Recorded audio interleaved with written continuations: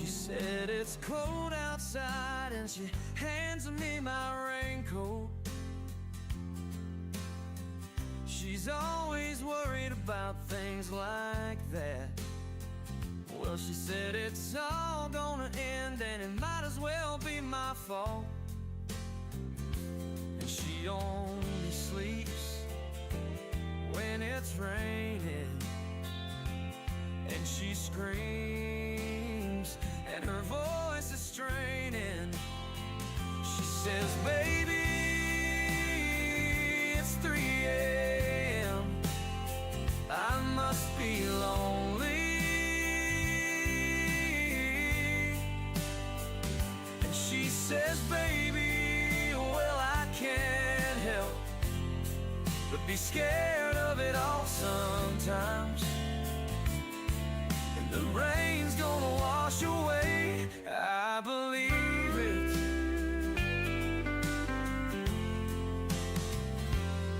Well, she's got a little bit of something. God, it's better than nothing. And in her color portrait world, she believes that she's got it all. She swears the moon don't hang quite as high as it used to, and she only sleeps when it's raining. And she screams and her voice is straining. She says, baby, it's 3 a.m. I must be lonely. She says, baby, well, I can't help but be scared of it all sometimes. And the rain's gonna wash away, I believe it.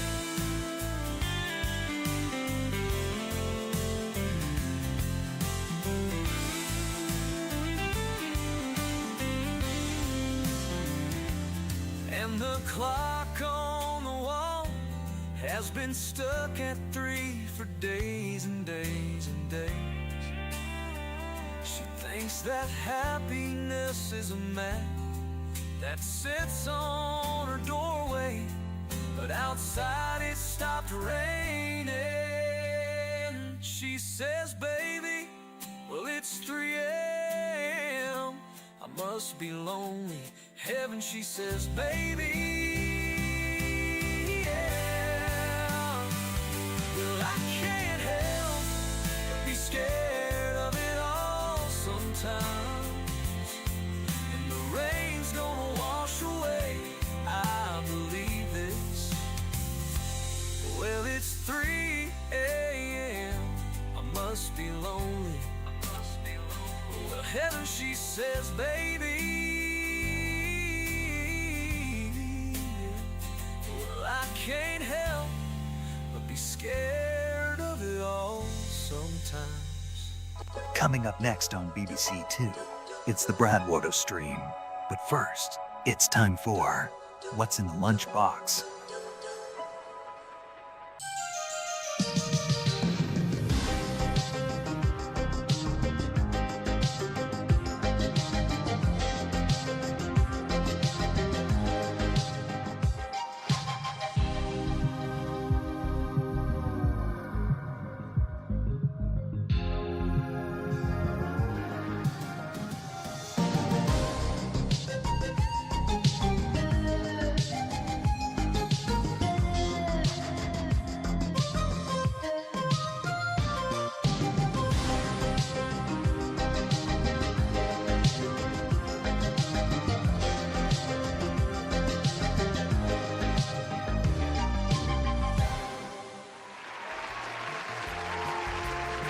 What do you think is inside the lunchbox today?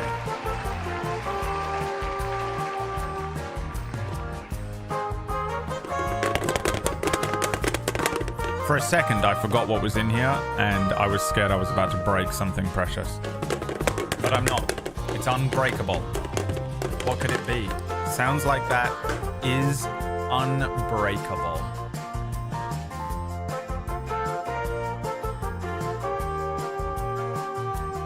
What could it be? Your soul. Stapler. A Tootsie Roll. A Sellotape. Braid's win streak in Marvel's Rivals. D20. D20. Texter? No idea what that is. I hope that's what it is. And we find out what a texter is. The Nokia 3210. The second best Nokia. Could it be the second best Nokia?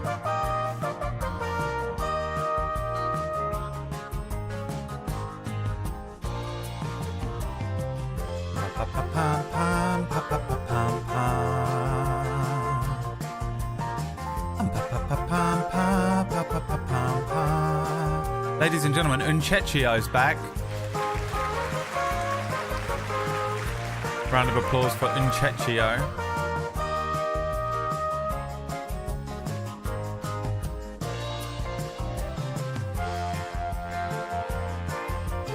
They think it's some painkillers.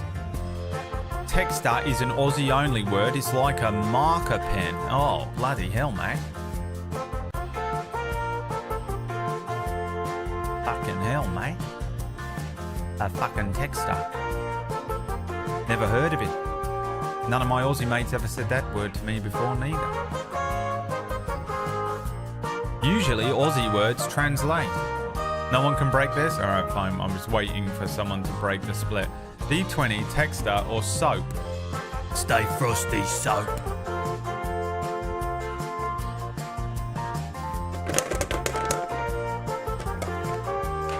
Sellotape was close. It's actually masking tape.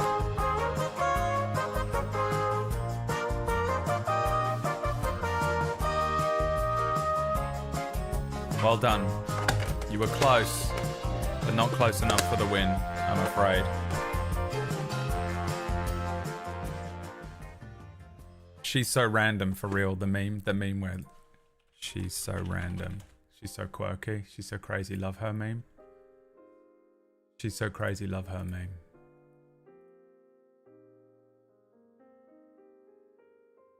You know the one? God, why can't I fucking pull it up? White girls, you know, when white girls think they're so like random and quirky. Oh my god, she's so crazy. I love her.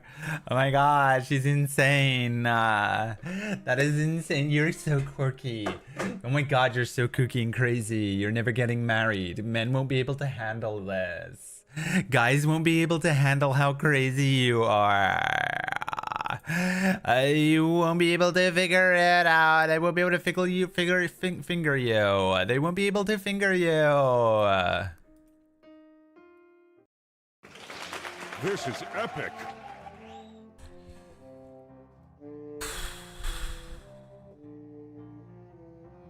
I feel better today, but I feel very tired. I think I have like a migraine hangover. Anyone ever get migraines and have basically a hangover from them like the next day? It's fucking cool, man. I love it so much. Looking clean cut. I do normally shave on a Friday, and I'll just trim it up, take this off, and that's all I do. And then I looked at the rest of my face and was like, Jesus, you cannot be on a camera today.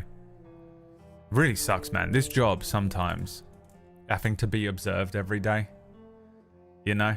Sometimes when you have a job where you just work in a cubicle by yourself, or maybe you just work from home, you don't have to fucking... If you just look like shit, it's like no one needs to know. Whereas I have to be like on this fucking camera and be like, yeah, cool, I look like shit.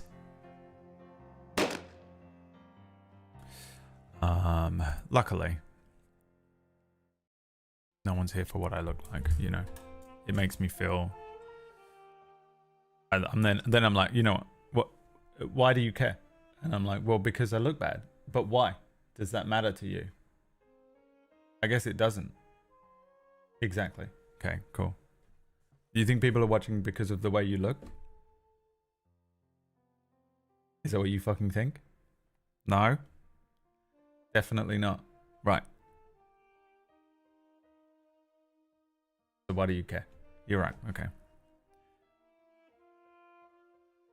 If I'm not on screen though, no one watches, so I don't really understand it. When the sleep fails to rest your brain. Oh, I've never had a restful sleep. I had one restful sleep in my life once, and it was when I was under anesthetic. I woke up from anesthetic and was like, oh my God, is this how it feels to rest? It was crazy. Felt so good. I'm deathly afraid of anesthetic, but that one time, you know. I can't believe it didn't, like, cure me. I wish it had cured me. Pingwotober. I do have a PingTuber on the second channel. The old man, if you've ever watched Brad Random channel, you know who he is. So, only real ones would understand. Almost threw up. Oh, I would love to throw up on camera. I would love it so much. But, like, it has to be completely unexpected. Like, I don't just want to... I could make myself be sick right now, you know? Wait, Final Fantasy VII Rebirth game's done quick. They're doing it right now. What is the speed? How is he 2 hours in?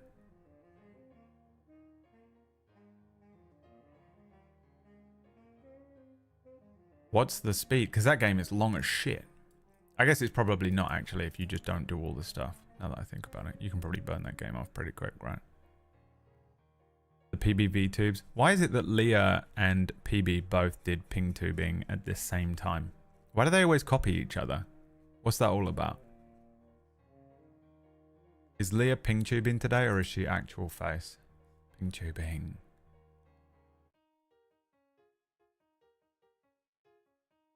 Is this the new map? I logged in and played one game earlier on hoping that I would be able to play the new map, and I got the worst map and then lost really badly. I think I actually went negative for the first time in a while. I think I went 12 and 13. It was really bad. I came off of I had a 29-0 last night. Straight into a 12 and 13. Awful. Are they not just in rotation? Oh, okay. I won't be able to play until tomorrow, probably. I'll probably play some tomorrow night. Until then, I'm busy. I've got shit to do. I've got bitches lining up, you know? I've got bitches lining up. I've got bitches out the door. We got to get this stream done so I can sort of get through some of those bitches, and then, you know, then I've got, you know, we've got bitches. So, you know me, I'm real busy. I've got bitches lining up. Orkish's name, bitches. Orkish's real name. I got queued up some bitches. No, I have a D&D to play. Oh my God, you have bitches? I've only got D&D to play. I got D20s to roll. Are you gonna be having sex with women? Wait a second. Are you gonna be having sex with women tonight? No. I'm gonna be playing Dungeons and Dragons with my friends.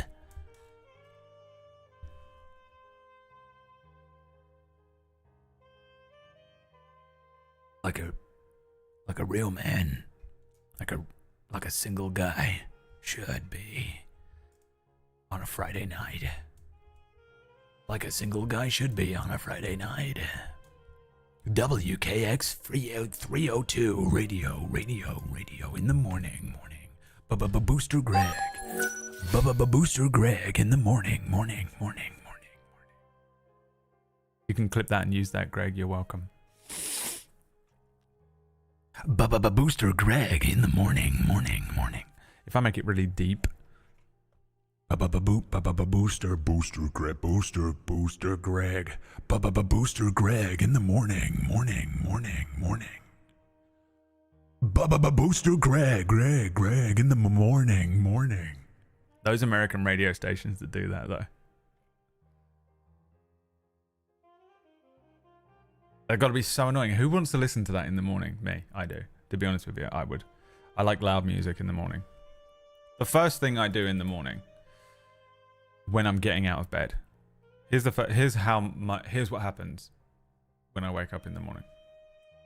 My eyes flutter open like this, and I go, "Oh fuck! Oh Jesus Christ! Oh no!" Oh, fucking hell, I'm still alive. Oh, Jesus, God damn it, I've got to do this again. And then an unfathomable wave, like the venom of existential dread consumes me. And I have to sit there and try not to die from morning dread. I get such bad anxiety. In the morning, I have such bad anxiety, and it slowly leaves me throughout the day, unless something fucks me up. And I wake up and I'm just like, ah! And then I immediately put on some sort of breathing meditation. I'll do a 20-minute or a 30-minute breathing meditation, usually depending on how much I have to do that morning. If I've got a lot on, I'll probably just do a short one. If I haven't, I'll put on a long one. And then I do 30-minute, I just laying in bed. It's the first thing I do, bang, and lay there and just do breathing exercises. And I'll prop myself up a little bit on some pillows, and then I'll do some breathing exercises. And then I go straight from like the calmest, I go from the calmest I can be to the loudest. Like I'll put on a song. You know? I'll put on a song as loud as I can on my phone. And then I take my phone, put it on Bluetooth mode, and go into the next room and get a Bluetooth speaker, and I connect to the Bluetooth speaker, and it gets even louder. If I could just be a little better, maybe you could be my salvation. I take that Bluetooth speaker into the shower. I can get it off, we are never done. I'm Julian, baby, you are like the sun. Pour out your love, fill me to the top. Let me hear that champagne burst and pop. 'Cause as long as you're here with me, I'll be living long and wild and free. I can get it off, fill me to the top. Let me hear that champagne burst and pop. I just get to Do you see how much energy it gave me? I am so externally motivated by sound. It wakes me up really well. And that's how I start my day. Every day. Dance like a hooker. I was taught by hookers how to dance. So, thank you. Thank you very much. Hookers are like professional dancers. I'm taking that as a compliment. Thank you. Thank you so much. I do dance like a hooker. Thank you. I'm good at dancing if I really try. And I know it. It's because most men dance with their... They just like do this. They'll just stand their arms to the side like this. With a beer in their hand. You know? And then if you get a bit older, they'll dance like... You know? I dance exclusively from the hips. So I'm just, this is all me. Just dancing from the hips. And then I'm like, okay, get the knees going, and I can squiggle a little further. And then I get the arms going. Get the shoulders going.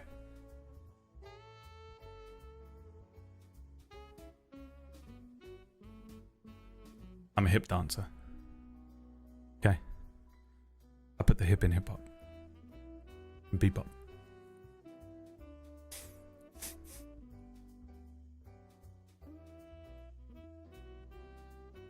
How do you manage to meditate without just starting to overthink something? So I've been trying to... I've leveled up in Chechio. I've leveled up. I've learned... Now, I don't know. I've never looked into this, but I don't know why. Why do people do mantras? Why do people do mantras? Because I've found that doing a mantra really helps me. Because I have to concentrate on listening to the guided instructions,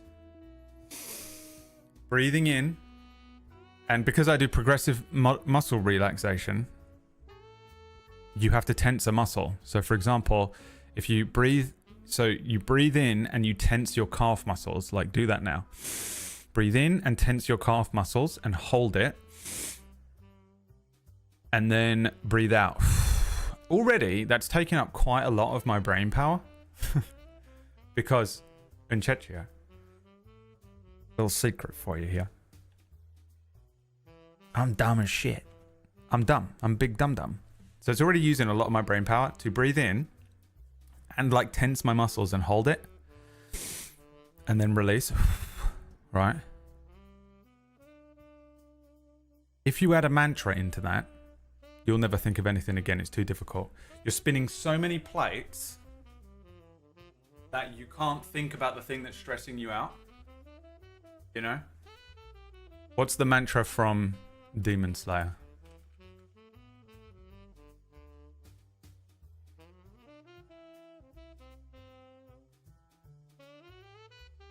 Namu Amida Butsu.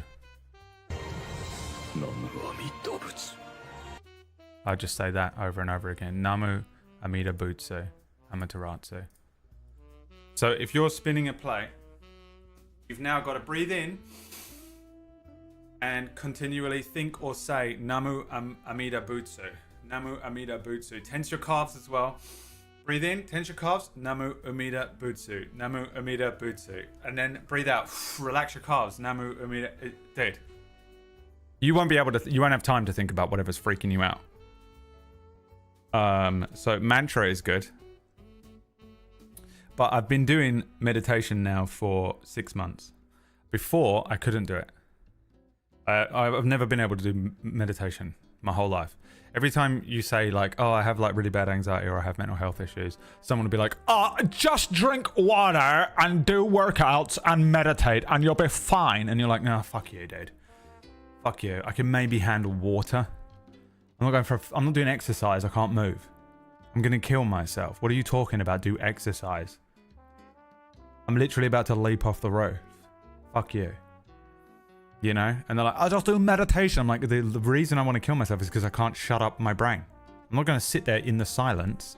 If I don't keep this fucking thing active, if I don't play Hearthstone and watch an anime and have a stream up at the same time and also be playing Marvel Rivals over here, I'm going to go crazy.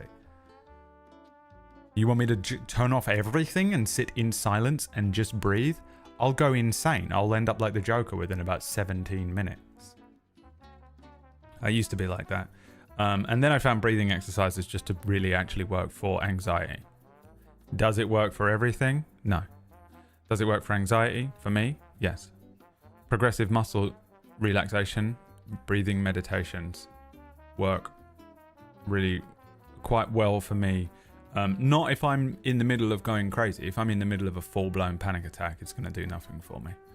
I just have to wait it out. But in an attempt to just remain generally more calm throughout the day with GAD. So I do that. And I've found that that is the best one for me because I just do that. I do what I just said, everything I just said. Brad tenses his arms and legs for a few minutes and Babu Yetu starts playing in his brain. No idea what Babu Yetu is. I was told to have a hot chocolate. You wasn't. Dude, I'm not even kidding. I had the same experience. Are you just making a joke because I said this before? I was literally going crazy. I was so sick and so unwell and I was also having a panic attack, right? And I called the 111 or whatever it is,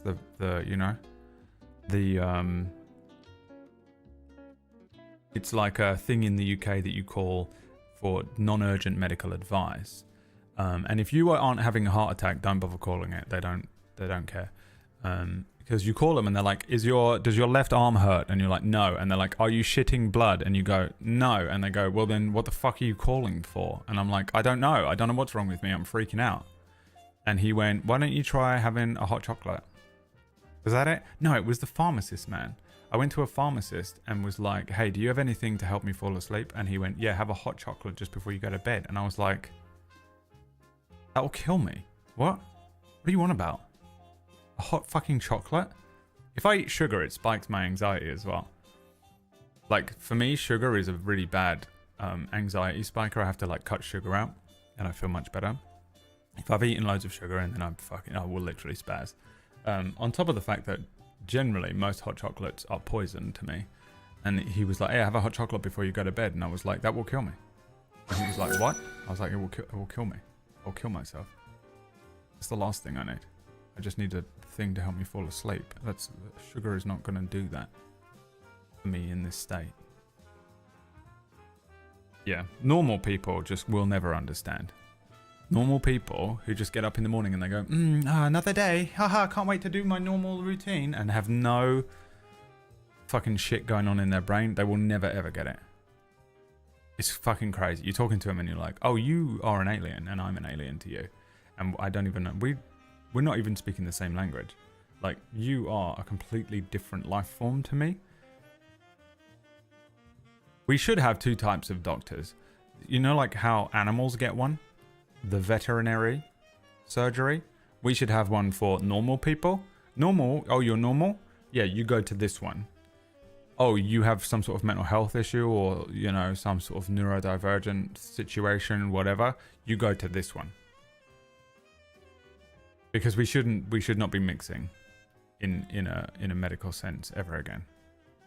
It's fucking crazy. You go to a doctor and you're just like, I'm dying, I'm fucking dying, and they're like, no, you're not. Get over it. See ya. It's the worst. Hate it. Babu Yetu is the song that starts playing at the beginning of Civ 4. Oh yeah, actually that would be great. That would be great. I'm getting full therapy package from Brad. Yesterday I got the ADHD diagnosis. Today we tackle meditation. I could heal anyone. If you're willing to put in the work, I can heal you. I can. Come to me. Come to me. $43 a session. I can cure anyone of... I can get anyone to where I'm at. That's the best I can offer you. Which doesn't look good from afar, but really I should be dead. The things I've weathered, the things I've learned. The thing that annoys me is that whenever you talk to people, they don't actually want to help themselves. Someone will be like, I just can't sleep. And you're like, oh, well, try this, this, and this. And if that doesn't work, try this, this, and this. And they go away and they're like, I tried it for like 2 days and it didn't work. And I'm like, oh, well, you're not trying then. And then I'm like, oh, you're not actually as motivated as I am. For whatever reason, I'm like motivated 100%. Like, I hate this. Get it out of me. I can't take it anymore. Get it out of me. You know, that's me all the time. Get this fucking shit out of me. The madness. Get rid of it. I'm desperate to get rid of it. And like, I realize that other people are just like, what? Usually it's their personality. And they're like, this is my personality. And I don't want to be rid of it because this is my personality. And I'm like, well, nothing can help you. You are not motivated enough. Or they just don't actually have it as bad as you think. Like, they don't have it as bad as you, but it feels like when you're talking to them, they're like, yeah, I have anxiety and I have this and I have that. And you're like, oh, okay. Yeah, try this, this, and this. And they go away and they're like, yeah, it didn't really work. Anyway, I'm doing this weekend. I'm going out this weekend and I'm going to go to this place and then I'm going to do this thing and I'm going to do that. And you're like, oh, you're fine. I thought you were like as crazy as me. I thought you were like crippled, like completely just stun-locked in life and dying. And I thought that's where you were at. But you're actually just fine and maybe a little anxious and a little nervous about stuff. But you are not motivated enough. You're not as motivated as me. And you realize that they're not actually as motivated as you are for usually one of those two reasons. And it's like, you're not dying enough. You're not dying enough. I'm on fire. I'm on fire all the time. Ah, help, someone put the fire out. Someone put the fire out. I'm burning alive. It's crazy. It won't kill me. That's how I feel. You have stubbed your toe. You have stubbed your toe. And that is when you realize, because you're like, here is what you do. Here is what you do to reduce those symptoms. I have it laid out. I've figured it out. I was going completely crazy and now I'm just going mildly crazy. These are the things to do to keep your head above water and tread water for a while. And then they go away and they don't really do it. And they're like, it didn't work. And I'm like, fuck you putting this on me, saying my shit didn't work. You didn't try like I did. You didn't commit the way that I committed to this shit and it worked. You didn't try hard enough. And now you're saying that my method doesn't work. It works. You have to do it though. You got to do the thing. You got to work at it. It's bullshit. Usually this shit has festered in your brain to the point where like it's been years and years and years and you've got worse. So it's going to take you minimum months to undo some of this stuff, if not years. You've got to work at it for it's a long game. And you're not motivated enough. So fuck you. Fuck you. But if you are motivated enough, I can fix you. I could do it. But I'm sick of trying to help people and then they don't help themselves and they just get annoyed that my thing didn't work for them. And I'm like, well, it didn't work for you because you're not motivated enough. You don't feel as bad as I do. You can't possibly, because if you did, you'd want it to stop. You'd be desperate for it to stop. They're comfortable to some extent in their discomfort. I think some people are like that. Yeah, change is terrifying. Change is truly terrifying, and it's like a better the devil you know type situation. There's a better phrase than that, but I can't think of it, where you just like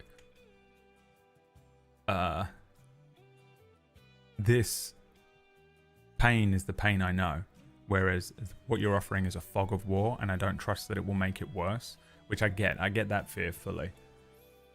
But I have a seal of guarantee on my theories.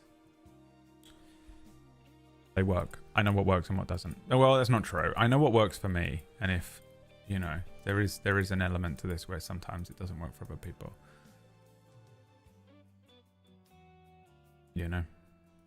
What's this? Deciduous. Oh, it's him. I don't know what it's gonna take, man, for me to fix my sleep schedule so that I'm not just like fucking exhausted. Dude, when was this? 12 days ago. What an asshole. But I'm willing. Did any of you call him out? Anything, except for going to bed on time, or exercising, or eating healthy, or drinking water, and stop watching TV and turn the lights off. Therapist. Do anything. 2 hours. Just the worst fucking person. It's astonishing watching him.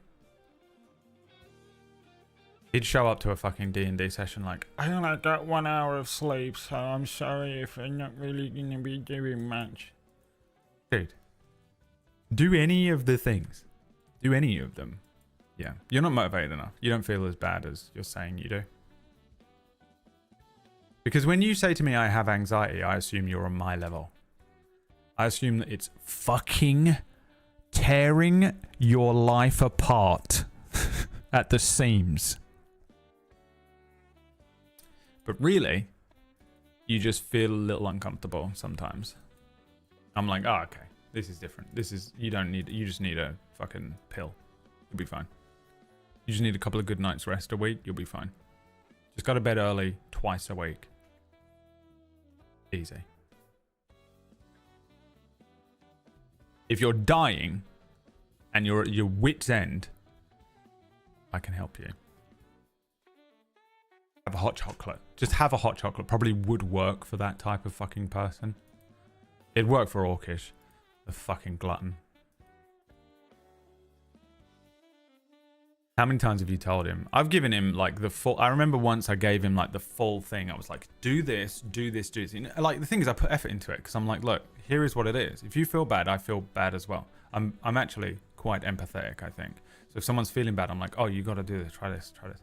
So I was like, do this, and I set up this whole schedule for him. It was like, try it, just try it, and stick to it for like at least a month. And just see how you feel at the end of that month. Like you'll notice you won't have enough data over the course of a single week. You won't have enough data over a day. You've got to do this for like minimum of a month so that you really know, you can really feel the difference. And it's a routine that your brain has to set into.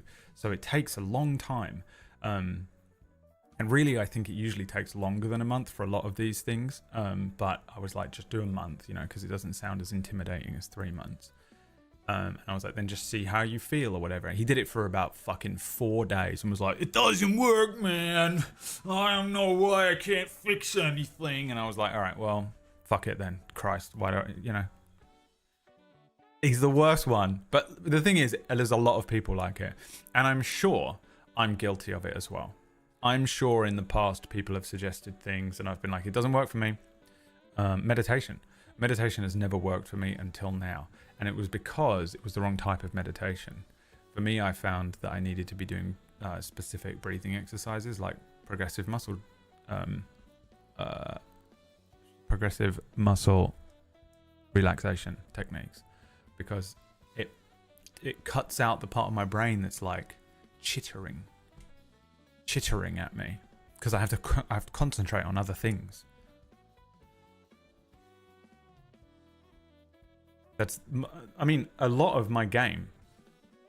I have a demon behind me here that's going, the worst thing ever. Here's the worst possible scenario. Here is how that. What if that happens? What if this is going to happen? What if that? What if this goes wrong? What if you this? What if they this? You know, constantly. And I've just got to keep that fucking thing busy. If I can keep that fucking thing busy in a healthy way, I'm good.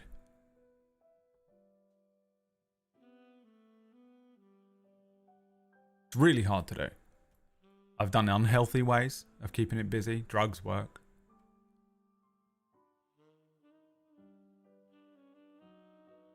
You can only do some of that stuff for so long. Hot chocolate would never work.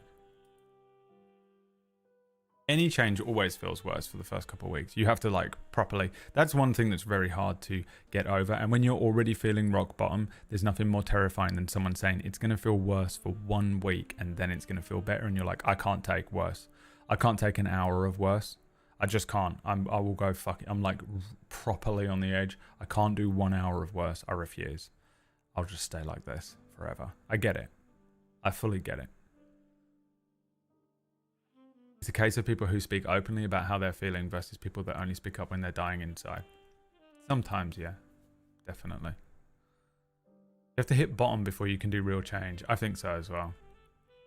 I think you have to really fucking taste the fucking dirt.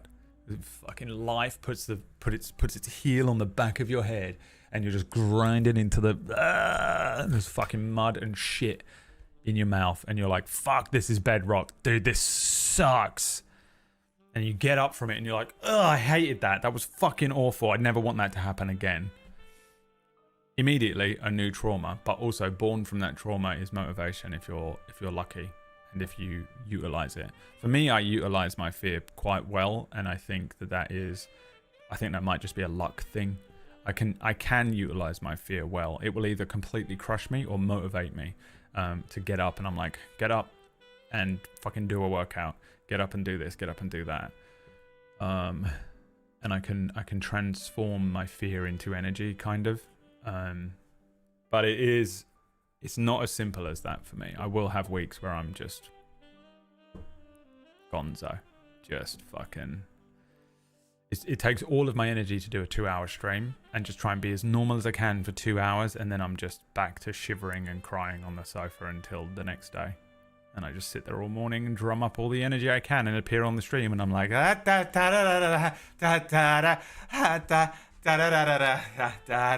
I go back to crying on the sofa. This is the worst job for it as well. This job fucking sucks when you don't feel well, or if you are having like mental health issues or whatever, and you just want to be dead on a sofa, or you want to you could clock into your shift and just be like completely like cut off from everyone and just sitting in your cubicle typing away, or just working on your fucking work site and just, you know, whatever you're doing. Those jobs are quite nice sometimes when you but fucking having to be like, everyone's looking at me and they can see that I want to cry.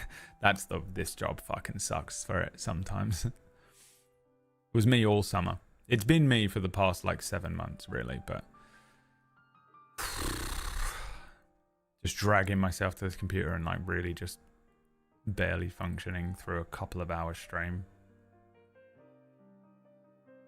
Mentioned the feeling like you're on fire and can't extinguish it. That's how it feels to me. I'm always on fire.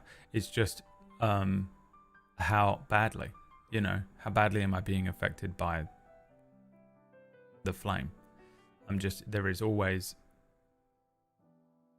always being burned. I'm continually just being burned over and over and over again. And there's just very little I can do about it sometimes, and sometimes I can ignore it. But I am always on fire. The mind snowballing is the worst. It took me most of my early 20s to realize when it's going on to be able to just be like, stop, I've given this line of thought too much time already. It's very hard to do. And that is like neuroplasticity shit where you have to be like, shut up, you know. The brain is just like, what if this goes wrong? What if this goes wrong? What if this goes wrong? What if this goes wrong? What if it's this? What if it's this? What if it's this? And you're like, just shut the fuck up, shut the fuck up, shut the fuck up, shut up.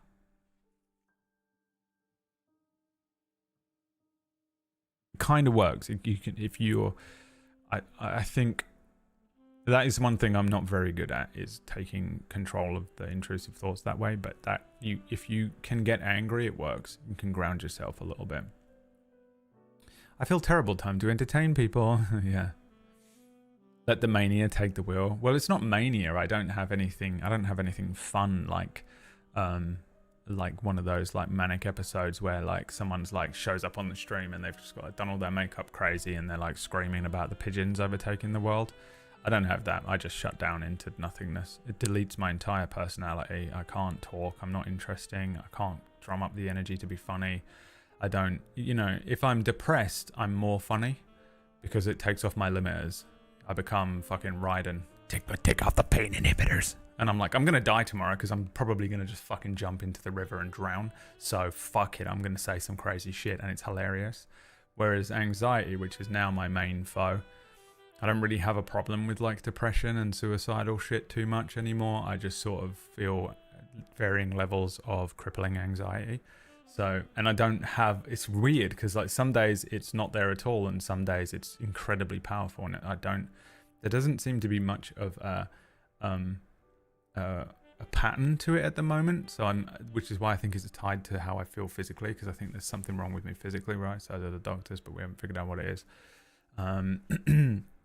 So, yeah, with anxiety, I just shut down. It just deletes my personality. Hi, Davis. Thanks for the money. You enjoying this? Also, Shadow, thank you for gifting us up to Scintillion. Scintillion sitting there in his bathrobe. So it doesn't make me... I can't utilize anxiety for this job at all. It shuts me down. I just shut down. I just don't become... I can't do anything. I can't hold a conversation. I can't think of anything fun. I can't ground myself out of it and sort of twist it into anything. I can't... any level of creativity in my brain is gone. A lot of my logic is gone. So I'm just like enslaved to just a lot of very uncomfortable, intrusive thoughts that are usually things like, you know, you're going to die, or being afraid of some upcoming event, or, you know, imagining the worst case scenario of something going on that I will often just invent. If there's nothing coming up, it will just find something and latch onto it. And I'm just stuck like that until it goes away. And it's really rough because as someone, the only thing I have to offer is my personality, you know, love me or hate me. It's all I've got. And when that's my only thing, it's how I make money, you know, creativity in some form, or like being here and like playing a game and being silly, silly goose, you know, put 10 points into silly goose, didn't I? And then, yeah, I lose those things, and I am no one without them. I don't like myself without, I'm not interesting. I have nothing, you know, without those things. I lose my entire being. You know, it's like having my soul taken out, and I just have to wait for it to come back, and I'm just stuck doing nothing. I'm not interested in doing anything. I don't want to speak to anyone. I don't want anyone to help me. I just want to be left the fuck alone. If I could have a hyperbolic time chamber, or like a pause time function where I can just go, oh my god, I feel bad, pause everything, and the whole world pauses. And then I can, but like my stuff still works, so I could just sit down, play fucking Marvel Snap on an iPad and watch Dororo, or fucking some fucking cartoon, or, you know, just some bullshit TV until it goes away. Because it'll be a day, or it's 20 minutes is minimum, right? 20 minutes is the minimum amount of time this will take. If it's 20 minutes, it's just a panic attack and it goes away. And I'm like, okay, it was just that one thought. Then there's like, this is a 24-hour bug. I have 24 hours where I go, can't do anything, I don't think. I'm probably going to have to take the day off stream and just let my brain rest And, you know, Liam wanted to do this thing, and I'm like, sorry, I'm not doing it. And I'm like, I don't know if I can handle doing anything. Sometimes I like force myself to play like Rivals, because sometimes, or, you know, like PUBG or something, because it sometimes grounds me to just be almost mask on and just be in a call with other people, and playing a game will take me away from thinking of just ruminating on the thing. And I can just, and I come away from it and I'm like, okay, I feel a bit more grounded than normal. But sometimes I'm burning out. I'm using energy that I don't have by kind of masking on and being like, hey everyone, haha. Even if I'm not being like, you know, the fucking life of the party version of myself, and I'm just on the call like, I realize that I'm sort of using energy that I don't have. So sometimes that will work, and that's like a 24-hour job. Then I have like the week-long ones, which are bad. Those ones suck because I have to start canceling stuff. Because then I'm like, I can't go to this place on Thursday. And honestly, if I have something planned on Thursday and I fall into a weird anxiety place on Monday, the thing on Thursday now becomes an issue, which makes it worse. It starts exacerbating it, because I'm like, oh, but what if I still feel like this on Thursday? And what if I have to go to this place on Thursday, but I'm like freaking out, and I'm like at this fucking thing, and people are like, hey Brad, how are you doing? You having a great time? Do the thing you do where you're funny and interesting and be, you know, like, and look good, and do this one. And what are you thinking of doing next? And I'm like, actually, I'm having a full-blown panic attack, but this is so embarrassing. I have to just pretend that I'm not having a panic attack. Yeah, I just need to go to the toilet real quick. And it's the worst fucking place you can ever be. So now I'm like, that's what's going to happen. I'm going to freak out on Thursday. So I have to cancel that, and I reduce my week down to the most minimum amount of stuff that I can do. What's the most minimum things that I need to do? Or stream on Sunday. A table story show maybe. And even that one I can kind of cancel. Really, the only thing I need to do is a stream on Sunday, because that's the only thing paying rent for me next month. Okay. So let's cancel everything else. And that's my whole week. And now I've decimated another week, and I sit there getting pissed off that I've ruined another fucking week of my life, gone down the fucking drain, and I can't do anything. I'm just stuck there fucking watching some bullshit that I have to watch non-triggering shit. I have to sit and watch some like fucking Avatar The Last Airbender type level of, you know, nothing is going to happen in this apart from that upper episode where I'm just, nothing's going to spaz me out. Nothing's going to remind me of anything in my life. Nothing's going to give me medical anxiety. Nothing's going to give me some weird existential dread. It's just a fucking bunch of like stupid cartoons. It's some bullshit basic shonen anime. It's a TV show like the fucking Masked Singer or some fucking reality shit that doesn't mean anything, and it's just the most basic level TV. And I keep my fucking demon brain as busy as possible by just playing something on my iPad or on the Steam Deck, and I have to fucking wait. And now we wait. How long's it gonna be? We don't know. What if it lasts 2 weeks? Better cancel next week. What if it lasts a month? Okay, I've got to cancel everything for the next month of my life. You can't do that. How are you going to eat? Is anyone going to help you with anything? No. No one is allowed near me, so I have to do it. Great, got to cook myself some food. I'm not hungry. My stomach is completely locked up. If I try and eat stuff, it's like eating glue. My mouth goes so dry, and it's like eating fucking plain. It's like just putting porridge without milk or water in it, just the oats in my mouth and chewing through them. And how long is this gonna fucking last? And then it goes away, and like honestly, I swear to God, sometimes it goes away. This is how annoying this is, right? It goes away, and the next day I feel so good. I'm like, it's gone. I'm free. I just go, I fucking eat sweets. I don't do any meditation. I don't drink any water. Because I'm like, oh, it's gone away. I can be a human again. Plan this. Do this. Want to go out on Thursday? Yeah, let's do this thing on Saturday as well. I'm going to eat these fucking candy. I'm going to do this. I'm going to have that ice cream. That's going to be fucking great. I'm going to watch the most triggering fucking TV show I can find. I'm going to fucking stay up an hour later. And then 2 days later. Oh, shit. I feel bad. I feel real bad. I've got too much sugar in my system. It's freaking me out. And I think maybe we need to cancel Thursday, actually. I know I'm really annoying. But the thing is, if I don't cancel Thursday, I'm going to kill myself Wednesday. And I know that sounds extreme. And for you, it's just, oh, we're going to get coffee at 4:30. But for me, it's I'm literally going to kill myself on Wednesday night. So trust me when I tell you it's better for both of us if I just cancel Thursday. Yeah, I am annoying. I'm sorry. I'm basically disabled, but because I don't look it, no one gives a fucking shit. And just thinks I'm a prick. And then that's going to go into my brain now. And now I have to worry about that for the week.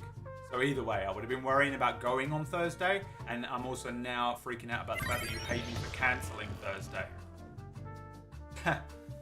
And now I've got to ruminate on that until I feel better. How long?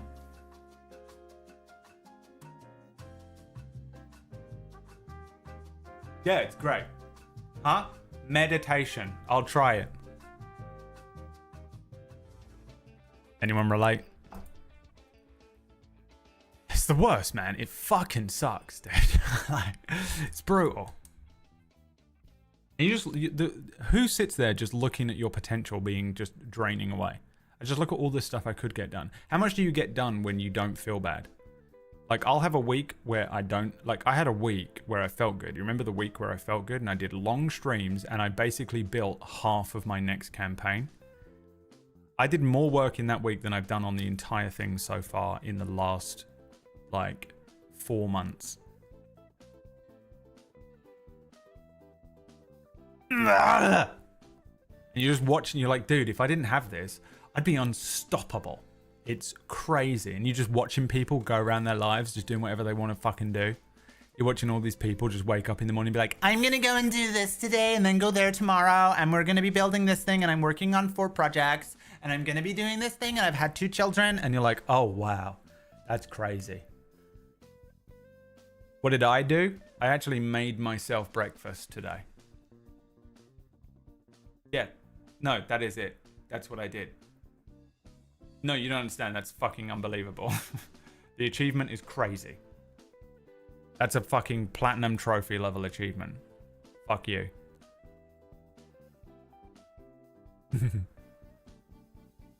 Hi, Wolf. Thanks for the 65-month resub.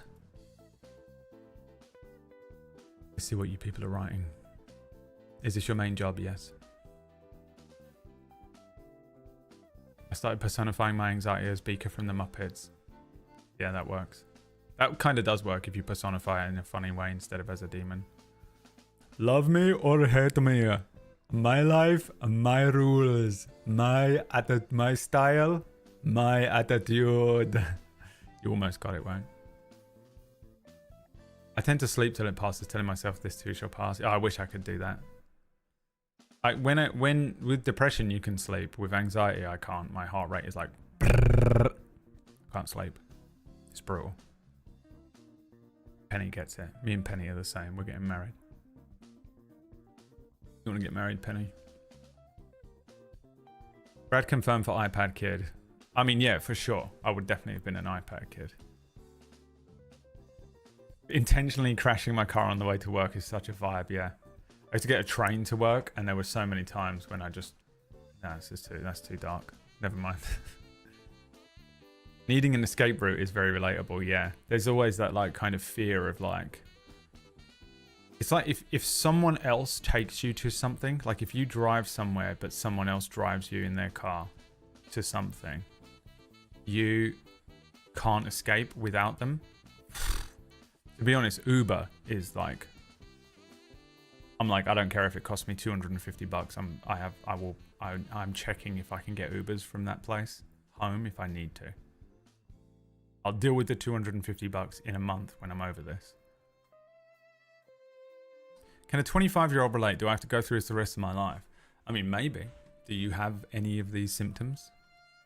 I don't think this is an age thing exactly. When I was young, when I was 25, my problem was less anxiety and more of a depressive state. And like my theory, I'm pretty sure my theory is correct in that I worked really hard on fixing my depression and not my anxiety because I didn't even really know I had it until I was in my 30s. And I think this is why. So because of depression, the way that I felt, the big sad feelings was all I thought I had. So I worked really hard on fixing all of that stuff and doing like EMDR therapy for like my childhood traumas that would provide all of these sad feelings. And I think I defeated it. I think I actually beat it. But in defeating my depression, it has exacerbated my anxiety, because I think a lot of the depressive anger, the emotion, the sadness, the anger in particular, the frustration was keeping me quite grounded. Anger keeps me very grounded, but I don't get angry at stuff. I know you probably think I get very angry at things on the stream, but I'm not actually feeling any anger in my heart whenever I'm just like, you know, if I'm screaming or I'm like calling someone a twat in the chat or whatever. There's no actual anger in my heart. I don't feel it for real. I'm not a very angry person. I'm actually, I think, quite a peaceful person in my soul. And I think I'm just a little quiet little D&D sad boy now. And I'm not like as in sad as in loser. And I'm not, I sort of don't have any of that grounding, burning fury. I used to be so furious with my childhood and my dad and shit. You know, like full on like fucking Kyle punch a wall type anger. And I think I doused all of that water and that flame, and that I sort of put that anger, I reconciled with a lot of it, and I don't feel bad about it or sad about it anymore. But it opened a door in me that meant that like the anxiety comes in now, and I got hit by waves of existential dread, and so now that the anxiety really is on the wheel. And I was working through that, and then I got hit by like 7 fucking traumas that have just shredded my nervous system into obliteration. So while I was working on that anxiety, I got hit by just all this other stuff, which sort of brought up all these new dreads. I also think as you get older, you start to suffer different types of anxiety. I think people start to feel anxious because of things like existential dread. As you get older, you get more, you know, you're weakening, you're starting to face the fact that you'll be dead soon, and that's scary. So there's a lot of like that in me as well that I haven't figured out exactly how to deal with. And I don't have the money for therapy, so I'm like, fuck, what do I do? So like, that's kind of, I think that's where my brain is at. I think that's what's happened to me. I mean, definitely what happened to me was a fuck ton of just random new late fucking stage traumas, just one after the other. You know, I was doing all right, man. I was fighting, and then suddenly Iron Fist over the course of several years, and it's just annihilated my parasympathetic nerve. And I think it's going to take me a while to stabilize. And in that state of stabilizing, I'm just terrified of like the next thing that's going to happen to me at all times. And once I think I get a handle on that, I think I'll be okay. Like there was a point where I was like stabilizing pretty well. It was weirdly just after the breakup. And even though you might think that like one of the worst things that's happened to me in recent years is like my breakup with Emma, not the case at all. It was pretty low on the scale of, like, I wouldn't even call it a trauma. It was a really easy and simple breakup. The whole thing was fine. There's elements of like suddenly being alone, and there's elements of like, oh no, that was going really well for a few years. Well, you know, maybe there's bits of my brain that can latch onto it and be like, oh, if only this and if only that. But generally speaking, I feel very little of that, the actual breakup process, what has traumatized me. But like random things around it, like suddenly being by myself, nothing to do with my breakup, but the situation or the state of being alone for the first time in my entire life. I've always lived with someone else. I've always had someone else like helping me with stuff, or like helping with the rent, or like, you know, maybe I don't feel well that day, so they can do the things that need doing in the house and all that kind of stuff. I think that triggered a weird little existential dread in me. And I think that being in that state for a year, well, since then it's been the same, but the first year was equal parts like a weird trauma, and also I ended up in a place where I was actually pretty good, and I was like stabilizing out, and then the fucking dog died. The dog died, And it cost me so much money that my finances just tanked and I couldn't afford rent. And I was just like, oh God. And then the next year, well, I guess it was at the end of that year, was it? I think it was the end of that year. There was another thing that happened to me that I'm not going to tell you about, but it fucked me up. And then I had the medical thing where I had to go and get the fucking biopsy shit. And I was like, I've got cancer. I fully believed I had cancer. The doctor made me wait that whole weekend. They were like, we're going to call you on Monday to discuss the results. And I was like, oh, fuck. You know? And they could have just been like, by the way, it's not bad, but we're going to call you on Monday and just discuss your results. The fact that they were all negative. But I spent a weekend. This is what I mean. Like, normal person brain would be like, okay. But my anxious fucking brain spent an entire weekend ruminating on it, convincing myself I was about to die, that I had like several months left to live, or that I would at least have to go through this horrible process of like a surgery and maybe like chemo things and all that kind of shit by myself. I was like, fuck, I've got no one to fucking to do this with me. And I was like, what do I do? And, you know, I was like freaking out. And I think that like it was because I just destroyed myself over a weekend that it gave me a new trauma. If they just called me and been like, yeah, it's not bad, you know, I would have only had the like fear around it. So like shit like that, man. And I was just fucking ruined. By the time we came into the beginning of this year, I was mentally absolutely ruined. And then I moved house and I felt better and I was stabilizing out again, got sick. And I'm still not better. And I just can't fucking do it anymore, man. I feel like I'm just doing this all day.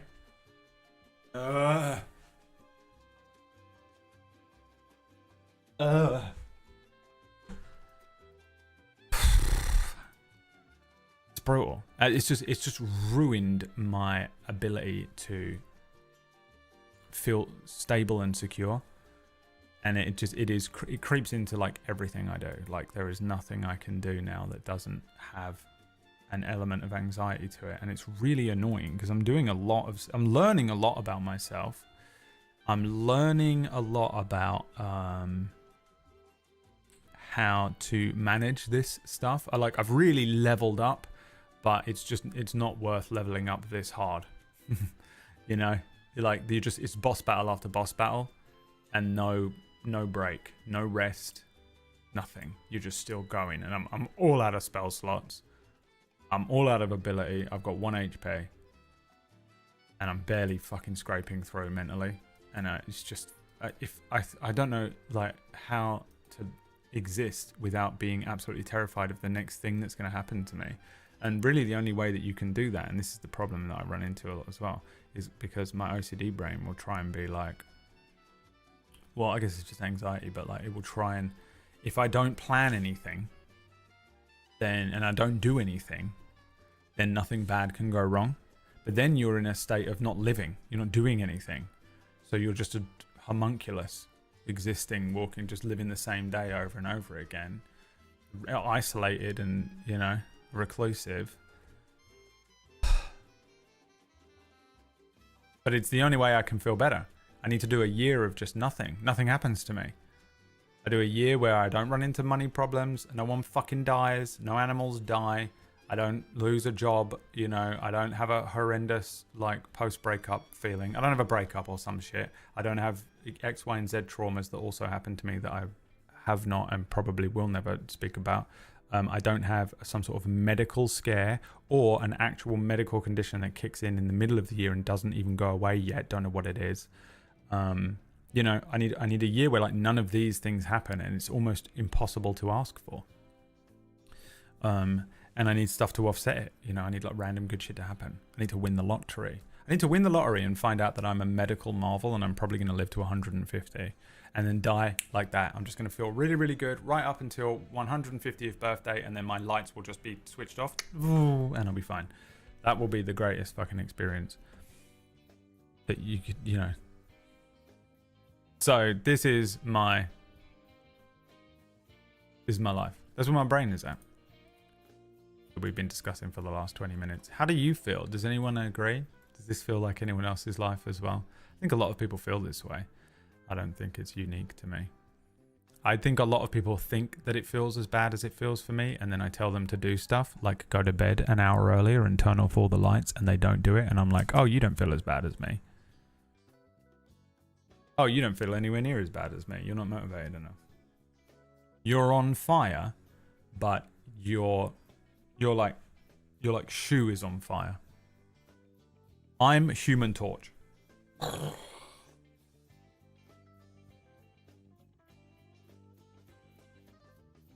Bro. Absolutely horrendous. Penny's agreed to my... Look, I want everyone to just state for the record, Penny has agreed to my marriage terms. Can you cook, Penny? Can you cook, and do you have any sort of income? Genuinely. All I care about at this point. Do you understand my mental health issues? Can you cook? Do you have any form of income? Yes, yes, yes. I will offer a ring. I offer a ring to you. Where's the fucking bonfire? Unchechio says, I didn't know your dog died. Thanks for bringing it up, Unchechio. Can't believe you would just bring that up.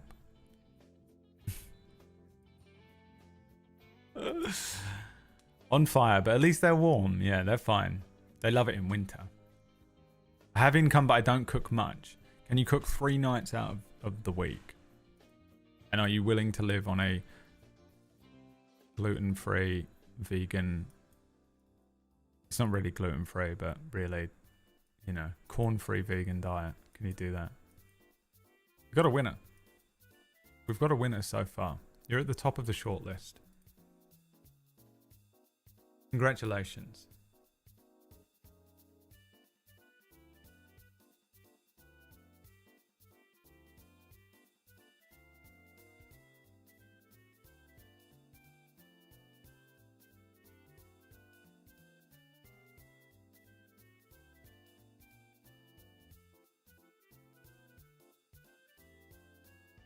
I'm just setting up some stuff for non-canon tonight, which is the table story show that I run on a Friday night, which you might want to tune into, and also is the only way that myself, Whack, and PB can keep the channel going, because it's the one that earns us money. It's the show where Whack and PB said, "Hey Brad, would you be willing just to test a theory if we did a weekly shill show? Would you run that for a very short amount of time?" And I said, I would love to do that for you guys, even though I'm going to be in hospital for the next 3 weeks. But I'll figure out some time to ensure that I can run that for you. How long would you like me to run that show for? And they said, oh, only a few weeks, and it's been 5 months.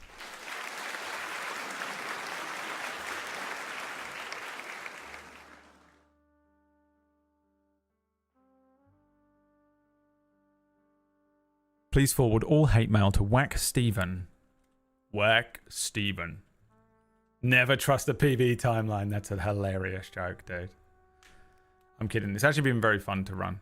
I've enjoyed it. Although I wish that I had known, if I'd known it was going to be 5 months, I probably would have structured the whole thing so differently. I would have been able to structure it in a way that, because I thought this thing was over in a month. I was like, I can only do a couple of episodes of this, so I'll do it this way. I wish if I could go back in time and be like, hey, it's going to be 5 months show, I'd be like, oh, I'm going to do this with it then. I've sort of had to, it's weird to run something and then keep adding extensions to it. You end up with Lost. That's how Lost has the fucking weird bloated middle. This is my Lost, where I really like it. I like what we've done with it and I've enjoyed running it, but it's just such a weird, the structure is fucked. Power surge. You were hoping it would say Whack Steven, weren't you, Carsley?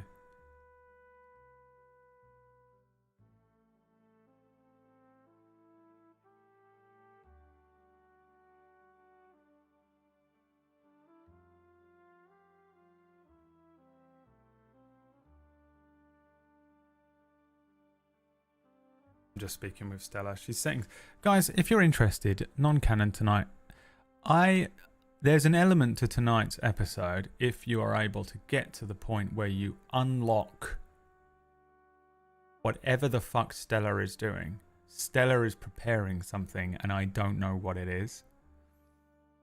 So if you do have a spare coin to toss to your Witcher, then perhaps tonight would be the night to do it, because I've no idea what she's bringing to this. She's preparing something and bringing it to it, and I don't know what it is, and I don't think I will know what it is unless we unlock it. So one part terrifying, one part intrigued. Maybe I'll send a little donation myself.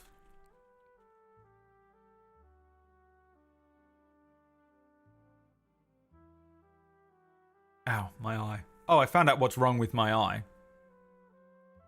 Which doesn't look so bad. But if you look carefully... Oh, it does look kind of bad. Can you see that it's kind of like folding in on itself? There's a fucking sty in there. You see that? How gross is that? It hurts so badly. But also I was real scared because when I was on that heart medication, this eye lid was swelling up really badly. Remember I showed you that as well? And it was just like a weird blood pressure problem that I was suffering. And it's so scary. It's so scary the way that these medications will like create these other problems, right? And so like I thought that that's what this was, but it's just a sty, which is already going down. You need an antibiotic for a sty? Well, if it doesn't go away, yeah. What you do is, cause I did an extensive anxiety search of it yesterday. I just get a warm compress and you put it on it, and you just leave it alone. Yeah. So I've been putting a warm compress on it twice. Probably touching it just then was a bad idea, but warm compress 2 or 3 times a day. And if it isn't gone in 2 weeks, then I probably need antibiotics for it. Luckily for me, I'm going to see a doctor in 2 weeks. So I've got a heart scan next week, and the week after that, I have a doctor's appointment to discuss the heart scan. And if the sty is still there, I'm going to be like, also, by the way, can I have something for this? I have a sty in my eye and it's fucking killing me.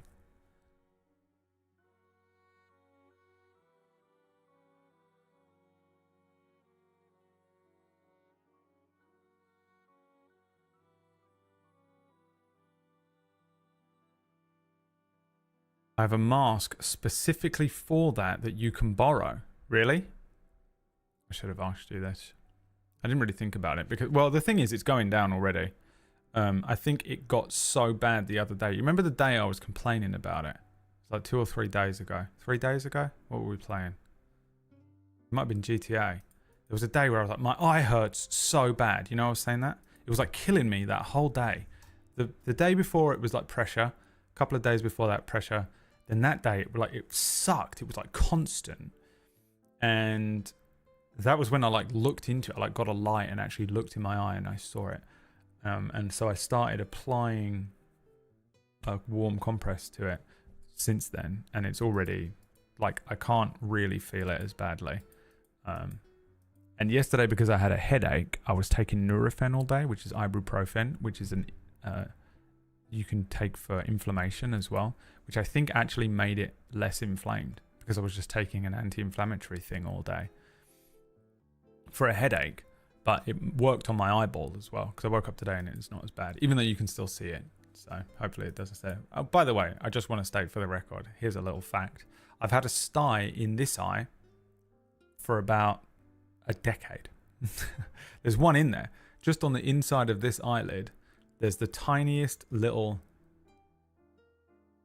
sty. I can't feel it. I can only feel it if my eye gets really dry. And then I just put eye drops in. It's just in there forever. And I spoke to a doctor and he was like, we can cut it out. And I was like, what is that? And he said, we go in there and we cut it out. And I was like, am I awake and watching this? He was like, yeah. I was like, that's going to traumatize me. I'll just keep it forever. I have 4 surgeries that I need like that. Just minor things. And And I'm just like, I'll live with it forever. I'll live in daily pain and uncomfort. And they're like, they're like, you're crazy. And I'm like, yeah, that's exactly it. I'm crazy. I had one, but my body reabsorbed it. It's in there somewhere. It's on a lung. Waiting. I'll get you one day, Incecchio. I'll get you, god damn it. I'll get you one day. As it's being reabsorbed, you know. Gadget, I'll get you one day, Gadget. And swimming around, finding the best place to get you. What's this, the heart? No good. Lungs? Hell no. Time to become an ovarian cyst.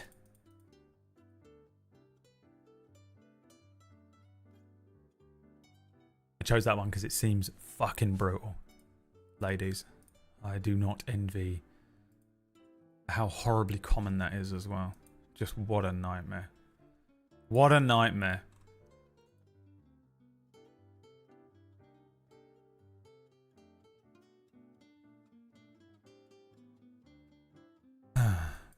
I had a sty too, which I got removed last year. That was scary and uncomfortable, sure, but no pain. I'm not afraid of pain. There's no real logic to this. It's... What I don't like is how I have to be anxious now until it's done. Which is a very long time in the UK, because the NHS takes fucking months and months and months for you to be able to get any sort of minor surgery. It's the next 6 months of my life. I'm in that, you know, the state I said where I'm just shut down and I have to be sat on an iPad. I have to do that for 6 months. And I don't want it. So I'll live with it. Thanks. If I had loads of money, I'd just go private and just be like, I need an appointment fucking tomorrow. How much more? Fine. Bam. There you go. I'd do it. I can live with 1 day of like anxiety. I can't take more than 1 day of anxiety. If I could just be like, I need an appointment for a surgery tomorrow because I'm a Hollywood star and I'm rich, I'd be fine. All of my shit would be fixed and I could handle it. But it's the horrendous anxiety that I get waiting for that appointment and overthinking the recovery process and everything like that. It just fucking destroys me. I fucking hate it so much. It's really, really, honestly, the only thing that cripples my life. It's just the worst thing ever. It's so unbelievably bad. Like I've got no defense against it. It just ruins me constantly.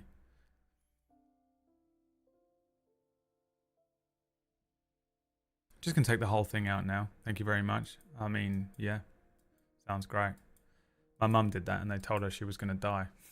She was like, "Huh?" They were like, they told her, they was like, "You've got the you've got to have fuck, what is it called? You have your fucking entire womb taken out." They were like, "We're taking the whole thing out," and she was like, "Okay." And then they were like, "By the way, we're actually going to be conducting this at a private hospital." And she was like, "Oh, nice." And they were like, "It means you get your own room, you get a fancy little room and all this." And she was like, "That sounds great." It was still NHS, but they were like, we haven't got the beds for it." And she was like, "Oh, that sounds great." And they went, "The only problem is with this hospital, if something goes wrong, there's no emergency exit and it's in the middle of nowhere. So we probably won't get you to another hospital in time to be able to save your life if we can't do it in this hospital." And I was sat there like, what are you saying? That's the most anxiety-riddling thing I've ever heard in my entire life. But I think they do it because they're like liable or some shit. So this is why, like, one of the things I hate about going to a doctor is that they will give you all of the options. They're like, there's a 1% chance that this could happen, and I think they're like literally like, for legal reasons, I have to tell you it.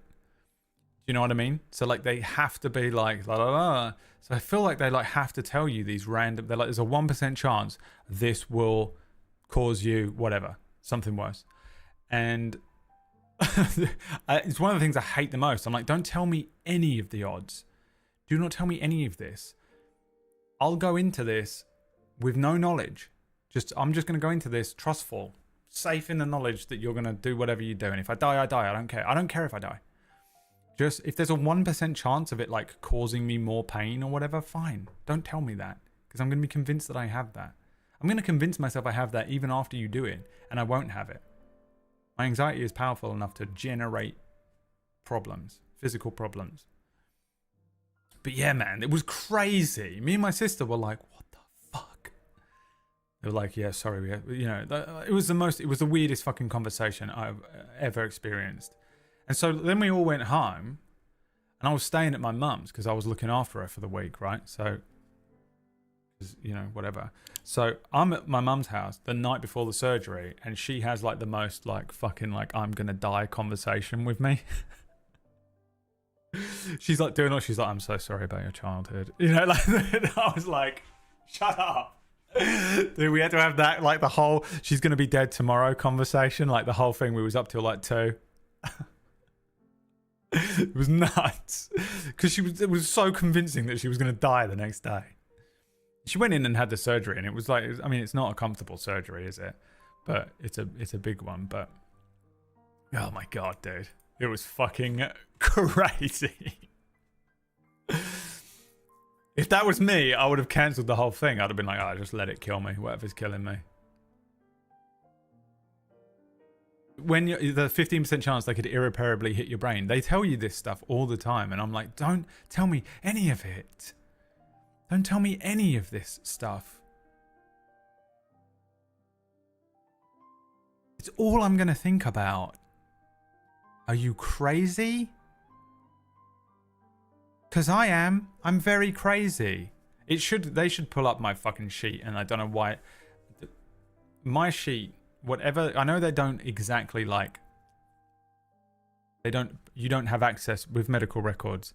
Not exactly every doctor in every hospital has the exact medical records that you have on, the things.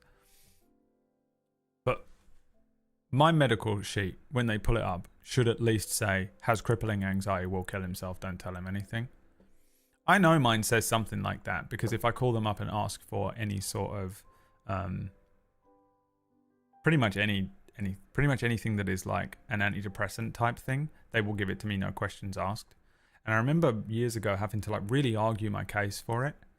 In the UK, they're less excited about just giving you meds than you might find in like the USA, because you just pay full price for it or whatever. In the UK, Big Pharma doesn't really make as much, I don't think. So they're less bothered about just like, yeah, give him all the meds. So you have to kind of argue the case a lot. But the last time I called up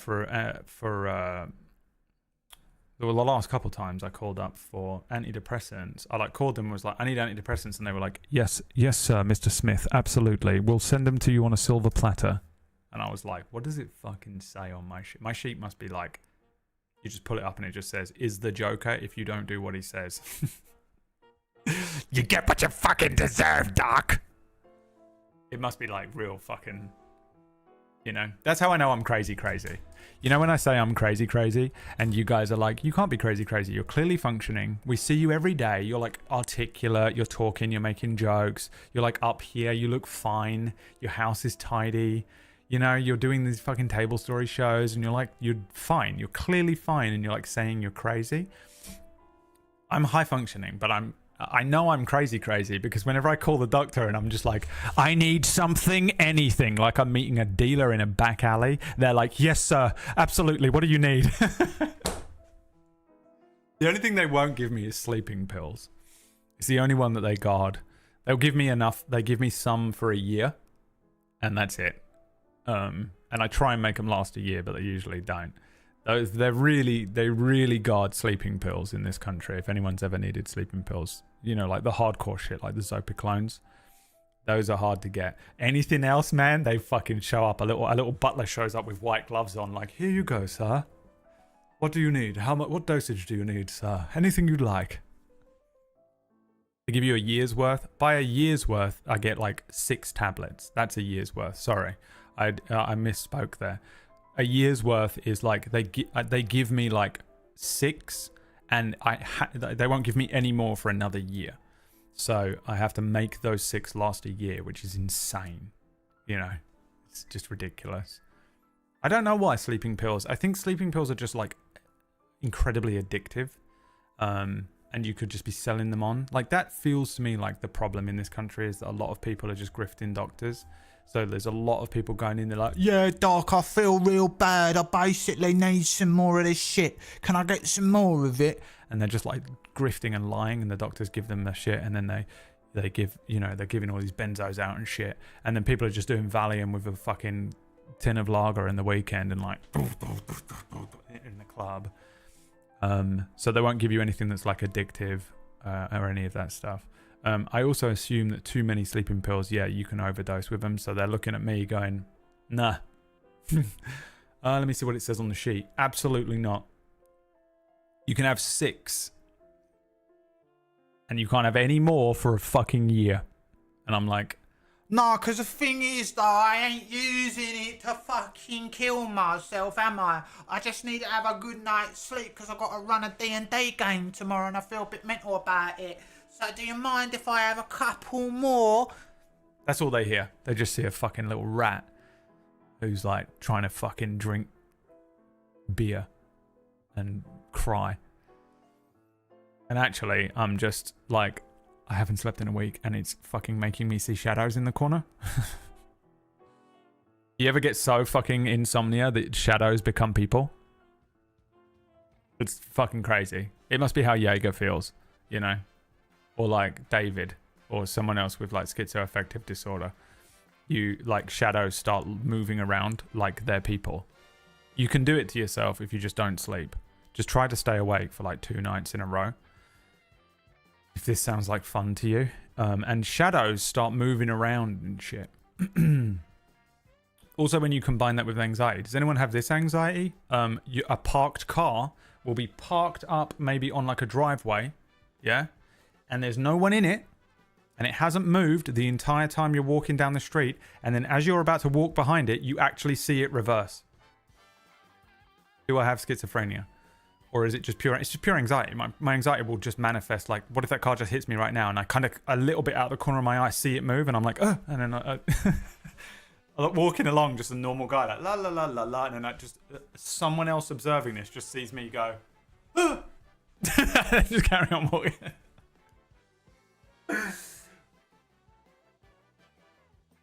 Crazy. Real crazy. I know none of you believe me because I wouldn't believe me. I would not believe me that I'm like, you're like, he seems like he's fine. You know, he's like doing everything. He's fine. He's paying his own rent. He's doing all this shit. He makes these little jokes. He's making sense. He's not like doing the thing where I'm like shaving half my head, you know, and like living in the fucking those apartments that are like hoarder apartments. That's what you imagine when you think crazy. But then I call my doctor up and I'm like, hello, I would like some help. And they're like, absolutely, sir. Watch out for that car. It's bad. The shadows is crazy. You literally, if you don't sleep, like the insomnia that I've had over my life, you'll just see a shadow walking around the room. It's fucking horrendous, right? Alasdair says this is my anxiety. So is it any wonder people are afraid of technology? Technology! Yeah, that's me. So is it That's me for no reason whatsoever. It's fucking weird, man. That's another one that usually kicks in if I haven't had a bit of sleep, though. I normally have to be quite tired. But I will sort of see things coming at me, but I'm like, oh, Jesus Christ. And then I convince myself I have like a schizoaffective disorder. It isn't. It's just fucking lack of sleep and anxiety.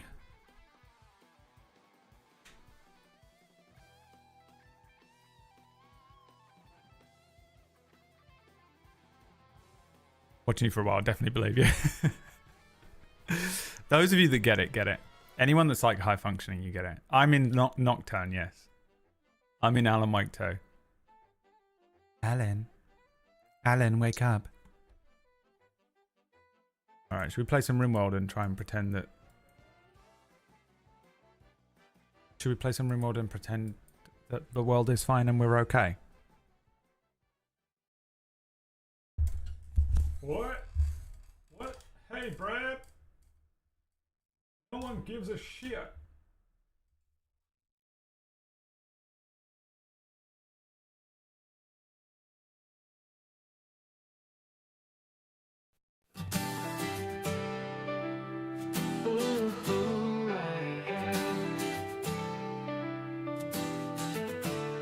And I'd give up forever to touch you, 'cause I know that you feel me somehow.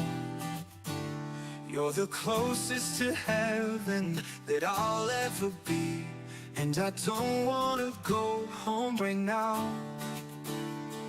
And all I can taste is this moment, and all I can breathe is your life. And sooner or later it's over. I just don't wanna miss you tonight. And I don't want the world to see me, 'cause I don't think that they'd understand. When everything's made to be broken, I just want you to know who I am.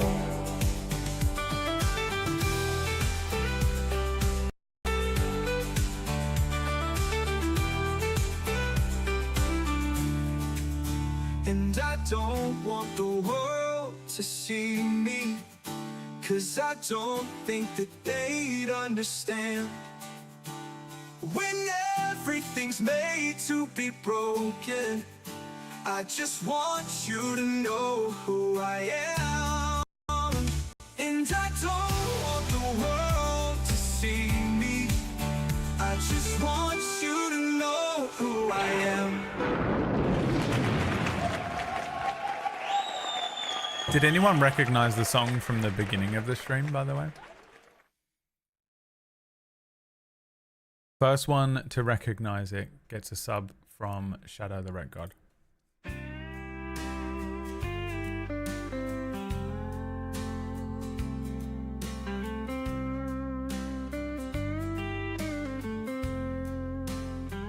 She said it's cold outside and she hands me my raincoat. She's always worried about things like that. Insta rage. Well, she said it's all gonna end and it might as well be my fault. I was so scared it was going to be someone who isn't subbed, and then Shadow would have to. I'd feel the guilt I would feel. And she screams and her voice is strange. By the way, if you can pull Matchbox 20 out like this, you're a loser. You're a loser. If you can recognize Matchbox 20 in any form, you're a loser. Here we are. Here we are. I don't remember anything that happened last time. Can someone tell me what we were doing? Jaeger gifted a sub to PJ Butt. Well done, PJ Butt, for correctly guessing that this was 3 AM by Matchbox 20.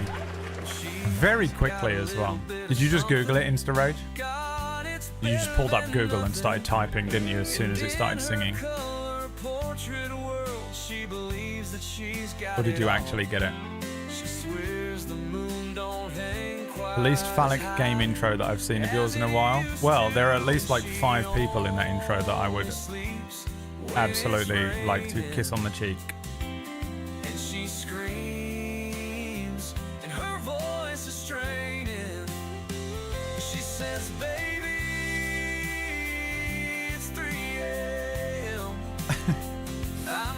I made this 45 seconds before the stream. You know, on Suno when it like has the thing that is like, oh, this isn't ready yet. It's not finished. It wasn't finished when I clicked play for the stream. All right, what were we doing then? It's been 2 weeks since I played this. Oh my god, we have the Child of Sin. I remember now. Watching work be performed. Okay, we got Jeb. We got Honey, his wife. We got Dane. We got Tifa, and we have Sin, the demonic child. We sold all of the horses for winter. It's now April, May, so we can go and buy them back. That was the plan, right? What else was I going to do? We have a poker table now. That's very Western of us. We got beer brewing. Apparently not. They already do it? It brewed. We have 58 bottles of beer. 58 bottles of beer on the wall. 58 bottles of beer. And when the beer has become some beer, you'll have 58 bottles of beer on the wall. I didn't have a childhood. I don't know those kinds of songs. Need more wort. How do we make wort? Need hops. We haven't got any. Now these... We should have someone on growing. Who's on growing? Honey, but she's on cooking. So we need someone else on growing. Tifa? What is Tifa doing right now? Hauling. Perfect. If you're hauling, you got time to grow. It's Unchechio. Unchechio growing emotionally growing every time she comes to this stream. Who's this? Marina. Oh, it was someone's mum or something, wasn't it? Recruiting them.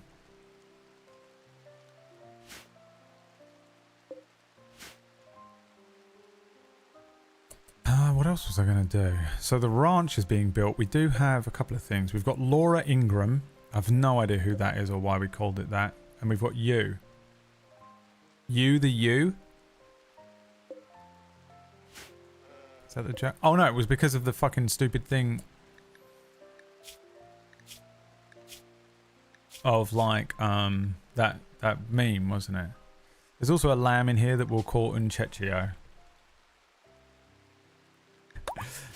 I love that every now and then I'll just get obsessed with one member of chat for like 3 days. I'll pick one member of chat to become obsessed with, and they will be addressed constantly while they're in this stream in some form or another. It must be so fucking horrible. Why any of you watch this stream? It's beyond me. Like, I would never fucking watch this shit. It would be so terrifying every time I turned the Eye of Sauron on you, or would just decided to become you were the meme for the week, and everything gets named after you, and every time I address chat, I only address that one person. Psychotic. Sometimes I think about it. I'm like, in my head, I'm like, that was funny in the moment. And then later on at night, I'm like, what is wrong with you? Why did you do that? That is fucking weird. You're a fucking freak. An absolute maniac. The meme of the week. Yeah, the honourable title. The Honourable Gentleman Unchechio. It was a bit weird at first, but it kind of endearing now. I made you into a full-blown fuck-off celebrity, Gary. Don't you fucking start. There's Unchechio, who is mostly someone that everyone already loves a little bit because of the incredible like fan art from Table Story, who crept in here for the first time the other day, and I was just like, oh, Unchechio's cool because Unchechio is the person that I recognize who draws those really, really good doodles. Does really good doodles, really good fan art. And I'm just impressed. Creative to creative, right? So then, obsession, obviously. 3-day obsession. Gary, however, Gary has reached a level of fucking celebrity. I've never seen anything like it.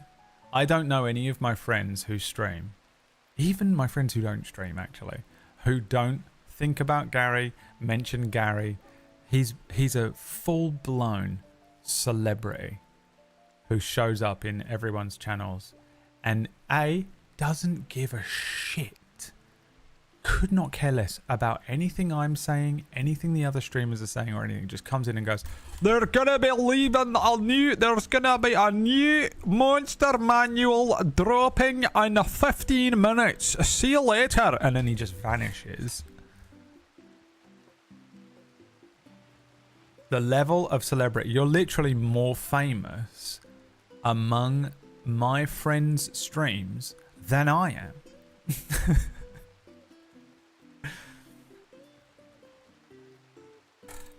What it must feel like to be Gary has got to also be insane. You know? Gary's my source of D&D news as well, Horace. I'm a professional DM. I don't know anything about D&D that Gary doesn't tell me. Or at least put on my, like, radar. A rock star. He's like, who's that guy that was in that band that didn't actually do anything? Bez. They made a new Cobalt Dragon tape. See, just couldn't give a fuck. We're talking about specific thing A. And Gary comes in with completely random thing X. Wild. I love it. One of the most interesting people on the planet, Gary. I love him. I'd defend him with my life. I would fully defend him with my life. If it came to it. I am not kidding. Man knows what he likes and he sticks to it. And it's the Saturday game. We've got 2 new players for the Saturday game now. It's my favourite thing. My favourite thing is when we're like talking about... Like we'll be talking about... something really specific. You know, mental health issues. Yeah, it's the craziest thing actually. Got really bad depression. Everyone in the chat room. Yeah, I've actually suffered with depression. I know someone with depression. I've heard about this. Gary. My Saturday game is on Saturday. And everyone's like, cool. Great. Why did you say that? I love him. He is like our golden retriever. Yeah, he's like our mascot. You know, like in America, they have a mascot for like their sports teams and shit. All right, let's go and buy all these horses back if we can. We're going to form a caravan. We sold them to this place, right? Except we're going to take Shadow.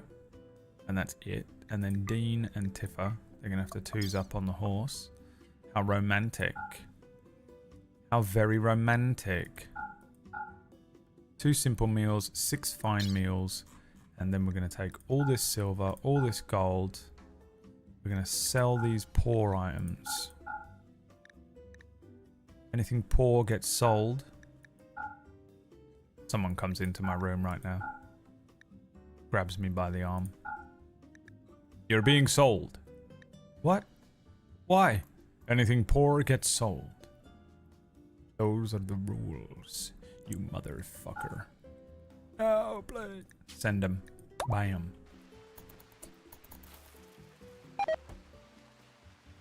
He's locked into D&D. It's all he knows. It's all he cares about.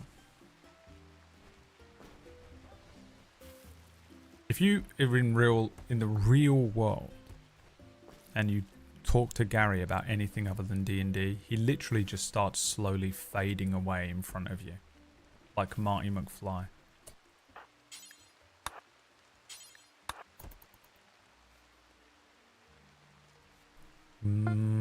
Just he sits there like this. He's gone. He teleports to the nearest person talking about D&D. Oh, fuck me. We just sent those 2 out and we've got a manhunter pack. Manhunting rats. This should be fine. We can do manhunting rat. Oh my god. Oh my god, there's 6 of them. I wonder if there might even be more. No, 6 rats. We can kill 6 rats. Jeb should be able to solo this. Let's get Honey and Sin to go into the safe zone. And Jeb, where are you, Jeb? Oh fuck, he's all the way out there. Oh Jesus, can you get inside, Jeb? Before the rats arrive? I don't think he's gonna make it. Where are they? Where are the rats? There they are. Run. Jeb, run. Okay.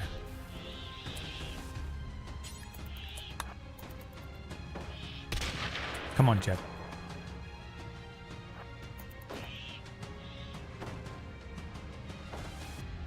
Oh god, they're in. I like this. 2 of them are in.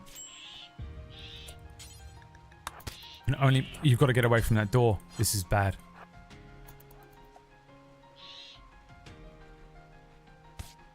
Oh Jesus, Jeb's gonna get absolutely annihilated. Honey and Sin, what are you doing? Get in the bedroom.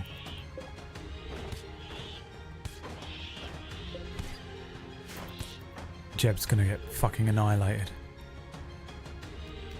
I hate that they won't use their guns. Shit.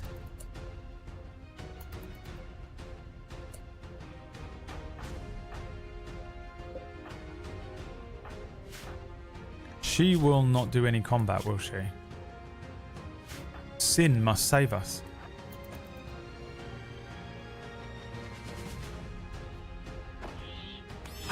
Jeb's up. He's crawling. Sin's doing it.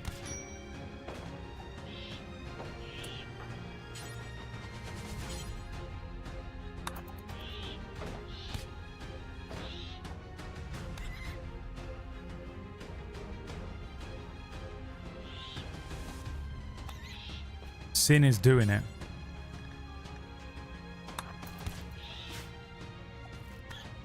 Come on, Sin.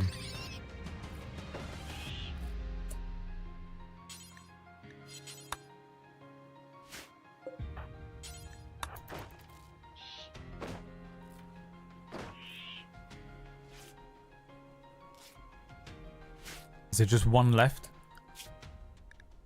There's two, but I think one of... No, there's two. Let's go, Sin. Come on. I think it's because he's got a knife. Here's the last one. Sin versus the rats. Wow, as if this child has saved us. Can't believe this. Come on. Come on. Come on. Yes, bruv. Melee attack that rat to death. Melee attack that rat to death. Melee attack that rat to death.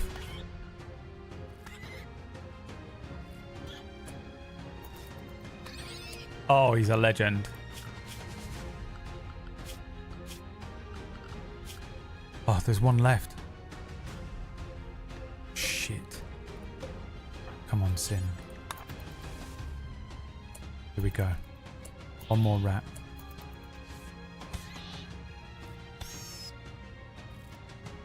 Is that it? I didn't see it come back down. What a fucking legend. What an absolute legend.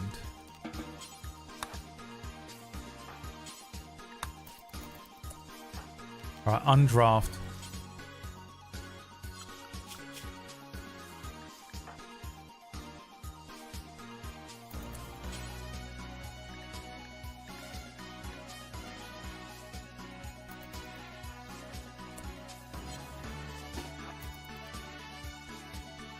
And then you must tend to Sin as soon as he's in that bed.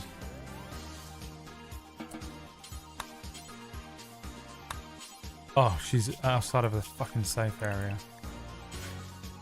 Tend to Jeb. Alright, who's more fucked up?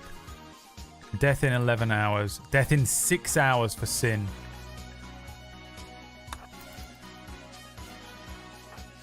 Five, 11 hours. Okay, 10 to Jeb.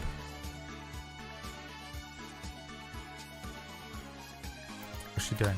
Is she already doing it? Yes. No, she's tending to him. He's gonna die in 10 hours. She's done it. She's done it. She's feeding them. Jeb's up. Get in that fucking bed, Jeb.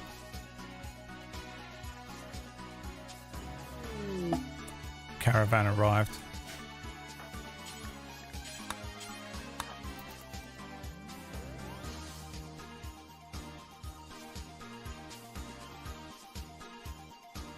It's a long night for Honey doing all this cleaning, but it needs to be done. Or she'll go crazy.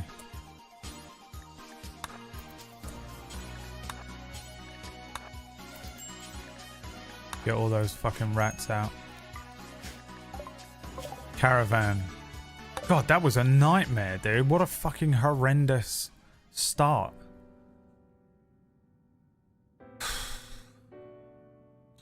I'm telling you, the worst thing in this game is mad rats. Oh, we still have all these horses, so we can buy Cat D, Chicklet, Ghost Rider, Lux, Murgle, Tuesday, and Leah back. And that's 4 grand. How much are you selling these back to me for? What the fuck? We'll have the cheap ones. We'll have Lux back. We'll have Leah back. I guess that's gonna have to be it.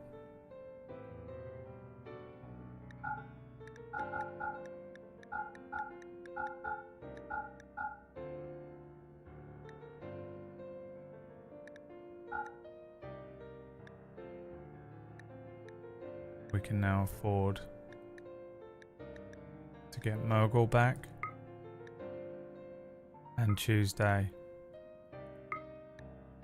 Ghost Rider you can stay.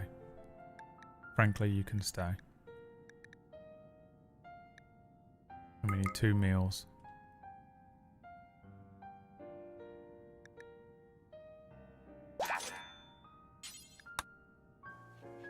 They're gonna come back, the fucking burning house pizza meme.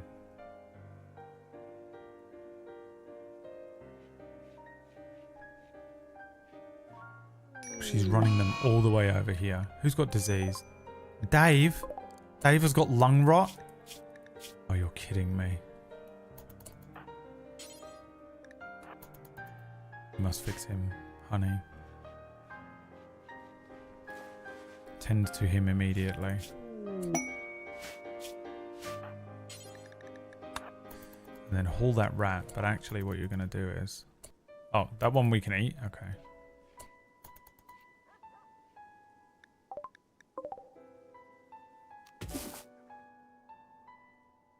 What a nightmare that was.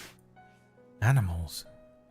What fucked me there, and what continues to fuck me in Rimworld, is that they won't use their guns at close range, and it pisses me off. D&D rules. You can use a gun at close range against a rat, trust me. Grab it by the head and shoot it. A skill trainer in cooking, and that's it. This seems... No, I ain't going to that. That's fucking miles away. I'm gonna have to start lurking or I won't get any work done anymore. Don't you bloody dare. Don't you bloody dare. How dare you? No, get on with your life. Do whatever you want to do. You don't have to feel guilty or tell people. Just leave. You're fine. You're a human being who exists in this world. With autonomy. Do whatever you want. Unchechio. It's me, Unchechio. Although I did want to know if you speak. Where are you? Denmark? Norway? Because you must speak Italian, Danish, and English. That's crazy. You understand how crazy that is?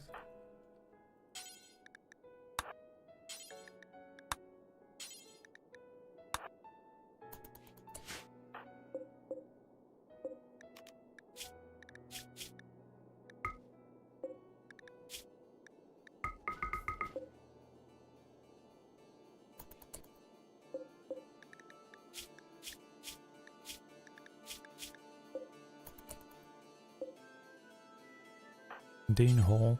No.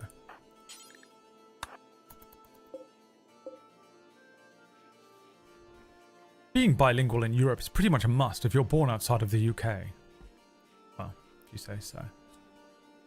Hi, Jay-Z5. Jay-Z. Worst Jay-Z impression. The hurt was good. My Norwegian is a 2-year-old level. It's still good. You misunderstand. That's still very impressive.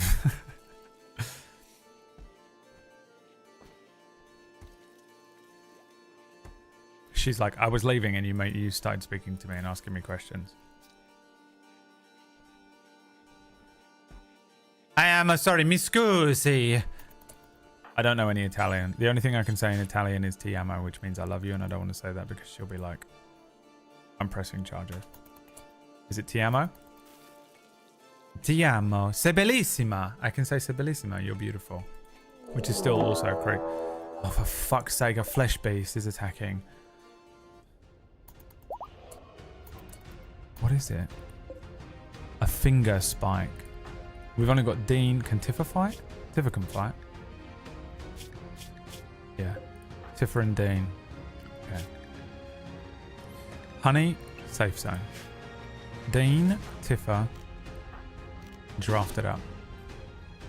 Immediately, you know. The only things I can say are creepy man things. Where is the flesh beast? Oh, there's tons of them. Nice. Nice. Oh, they just explode, thank God. Let's go. What else we got? Any more of them? Keep shooting. I know we could capture it if we had a holding platform control style.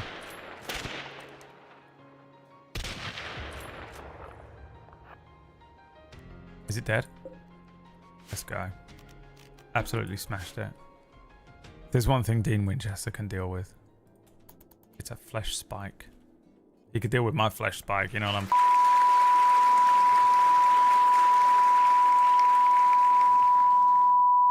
Know what I'm saying?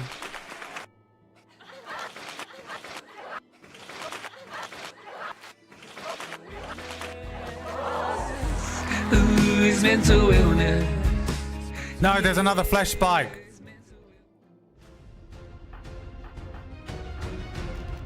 Get the hell up and start fighting. Woohoo! Oh, it blew up into 3 pieces. Oh, Jesus. Oh, Jesus. Run.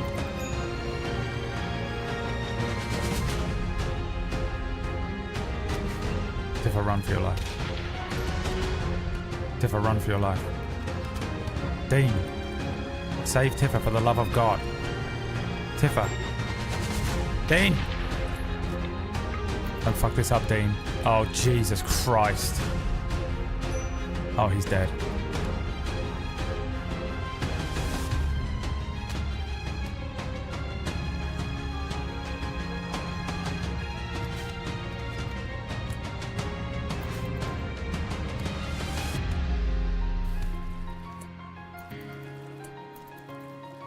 Now what happens?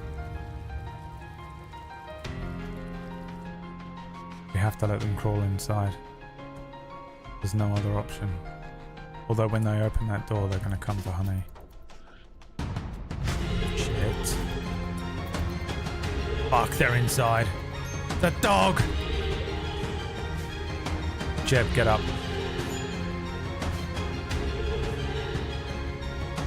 Where's the gun? Fuck, his gun is in here.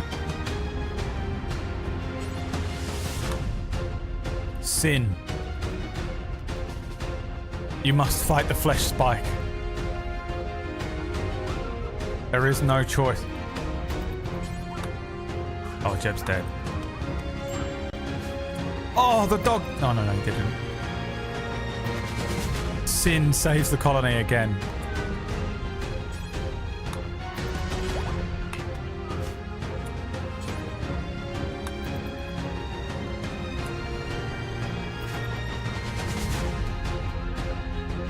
Sin fights the flesh beast. Sin wins.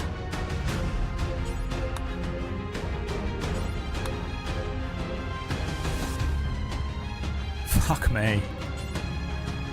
Right, Jeb, while you're up, equip this Winchester just in case this happens again. And then get in that fucking bed.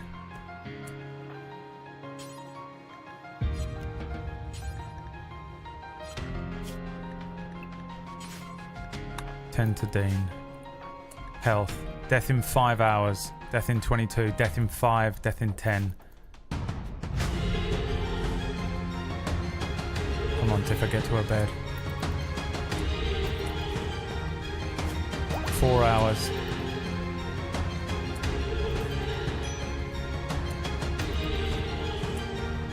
He's no longer gonna die. 10 to Tifa. What's happening here? Why? Oh, she's already doing it. Jesus Christ. This thing isn't fucking dead. Sin. You gotta get up.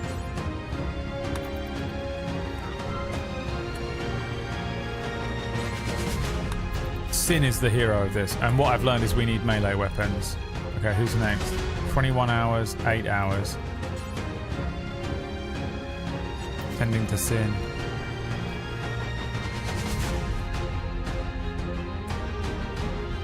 Tending to Dave. I forgot about Dave. Death in 4 hours, Jesus. Jeb's on a food binge. Is he gonna die though?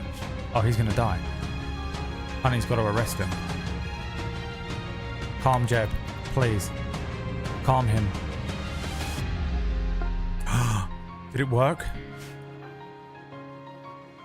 Get in the bed, Jeb, you son of a bitch. No, he's still picking out. Fuck. He's gonna collapse, hopefully, before he just straight up dies. Dean, get back in that bed. Tifa, you get back in that bed. Tifa can heal people. Please counsel Jeb.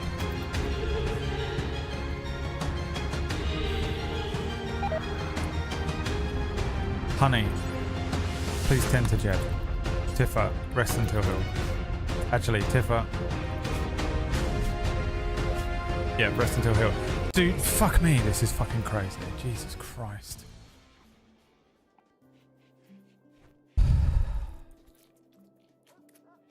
This wasn't the stress I needed.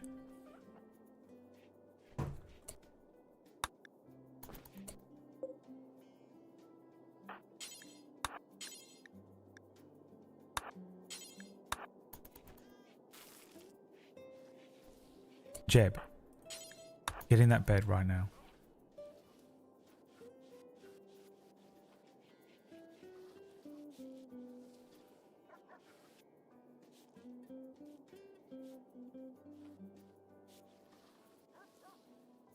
So much blood everywhere.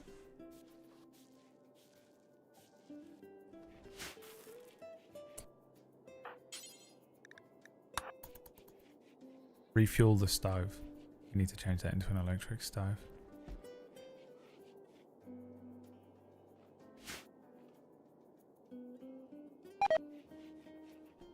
I can't believe. Sin is guts.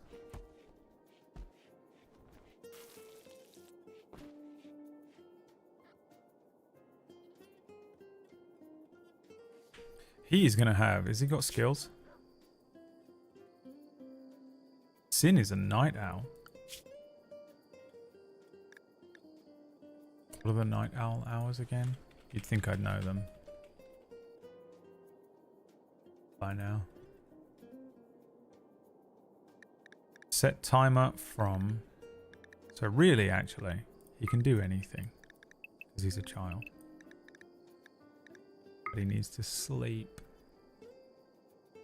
from 10 to 18.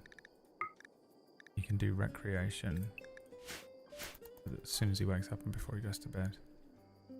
Until he's an adult, and then he will be fucking sent to the mines. The mines of Moria. Now this person probably needs psychite. Administer psychite tea, please.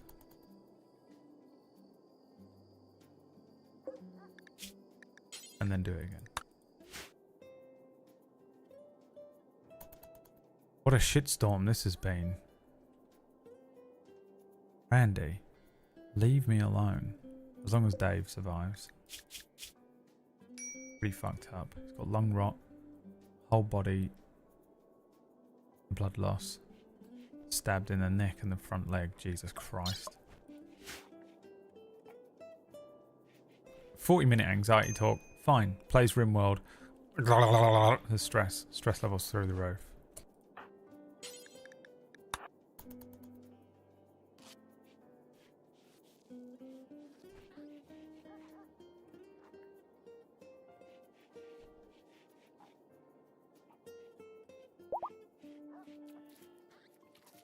Dave is fully healed.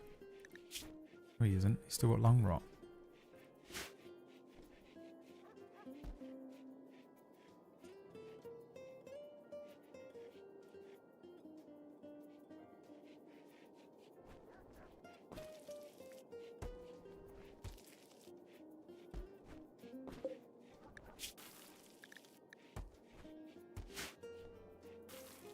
He's actually doing well for cooking. Honey and Sin really carried this. Jeb failed us. Honey. You have to rest, Jeb. Honey, come on. Come here. Jeb, what have I told you? You have to remain in your bed. I gotta get out there and tend to the horses, honey. Jeb, you're dying. Listen to me, honey. You kept this ranch together. On the night of 1,000 terrors. Jeb, what were those things?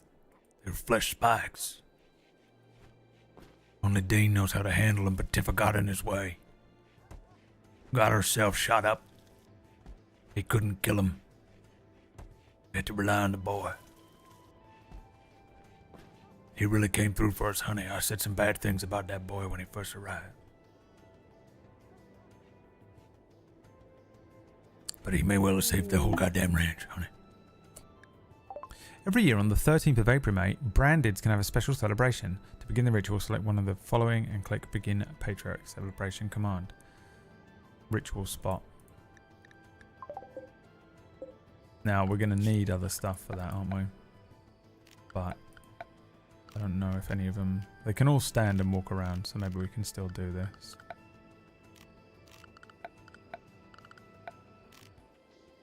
What we need is some drums. And a light ball. How many components have I got? 40? We can do it. Let's have a light ball. And a speaker.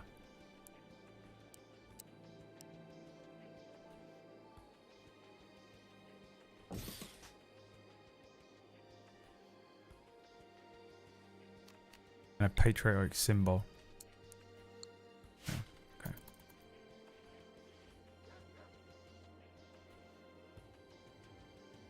How fucked up are they? He's fine. Here we go, Jeb can do it all. We'll build all of it in the morning. What about you? He's lost his right ring finger. If it's still a bit fucked up. Sin's healed. He's lost his eye. The boy lost an eye, honey. For the ranch. He did it for us. And I ain't gonna forget it. I ain't never gonna forget it, honey. You hear me? I ain't done never gonna forget it.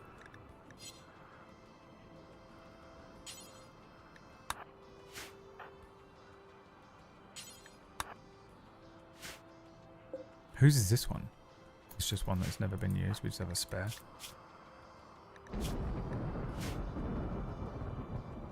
I guess so. I guess we do. I guess we just got ourselves an extra Winchester. Honey, can you just pull these disgusting rats away for me? Thank you. Thank you so much. People that do that when you're talking to them. Thank you. That Amelia Clark meme, where she looks like that. You know what, Dean? Equip the gun. Tifa? Equip the Colt. Now that you're awake, and there's a fucking fire, Jesus Christ. There's still a fire, Tifa. It would be cool if you would, put both fires out. That'd be fucking good, wouldn't it? And then it's time. The patriotic celebration will begin. We need a lectern and a pew, apparently. Oh, it's one of these. It's a proper fucking Christian do, huh? A proper Christian do. Honey, we need a lectern. I'm gonna tell these people what we fucking stand for, you hear me? We're gonna fucking learn something today, honey. Get that speaker installed. Get that fucking light box. Get this fucking ritual spot done. We need a pew, honey, for everyone to sit upon. some real Christian shit right here. Some real Christian shit right here.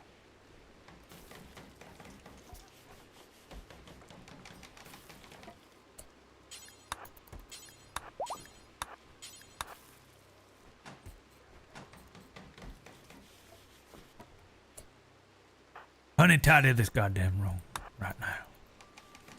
We're going to have a patriotic celebration. It's time. What's an altar? We don't have an altar, goddammit. We got a ritual spot. We're going to begin it. And we're going to begin it now. We need the bonus. On this day, God gifted us a penis. God gifted men a penis, and He gifted women the right to shut their mouths when a man is speaking.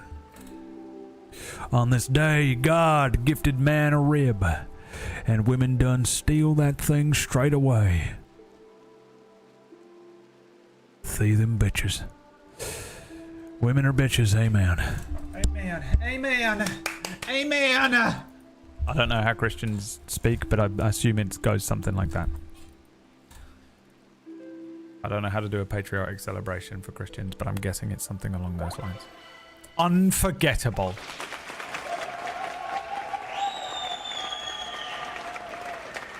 The patriotic celebration was unforgettable. Everyone learned about each other and felt like a family.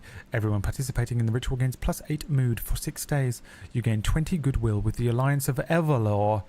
Patriotic celebration total quality was 81%, determined by these factors. Lectern use 15%, ritual seat 15%, leader present 25%, 4 out of 10 participant count 11%.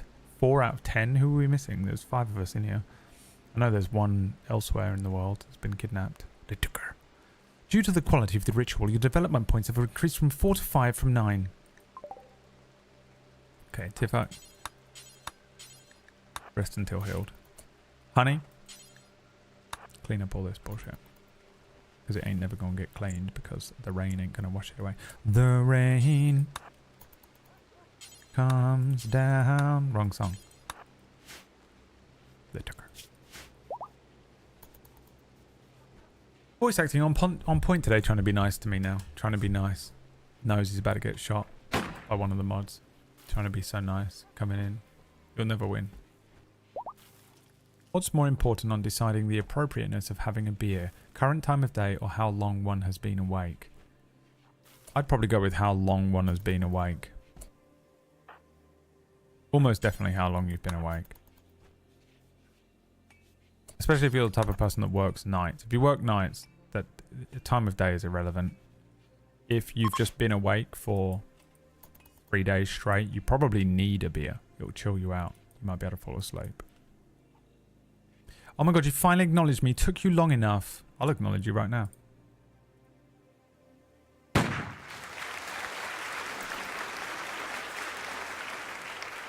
How dare you come in here and suggest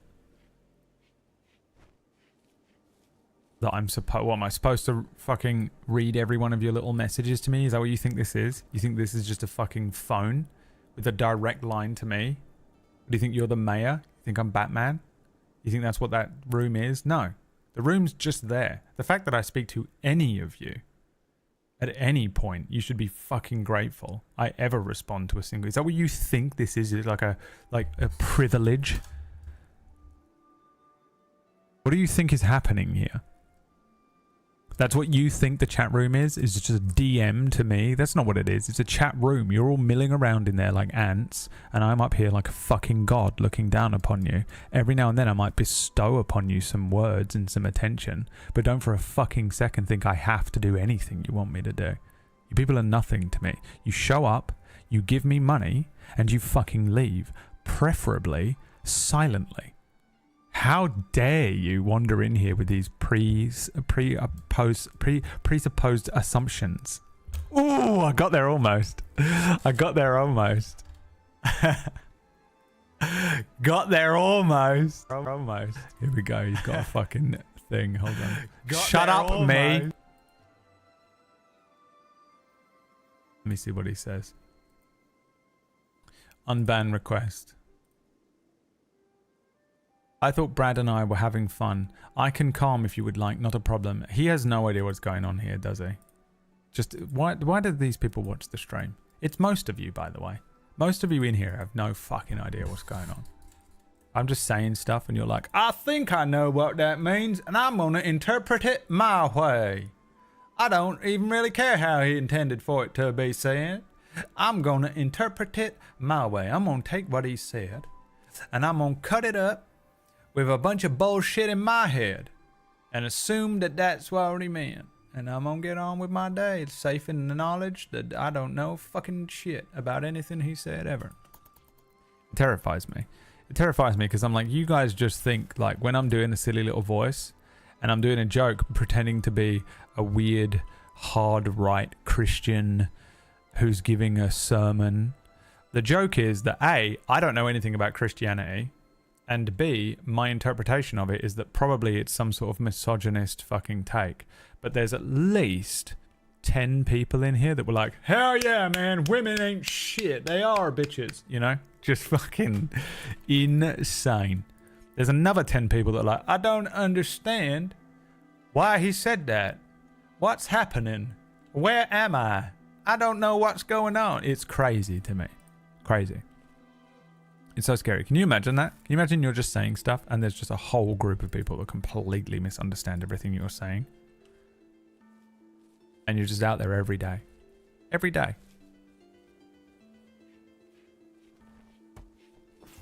How crazy is that? None of you give a shit about anything I'm saying, do you?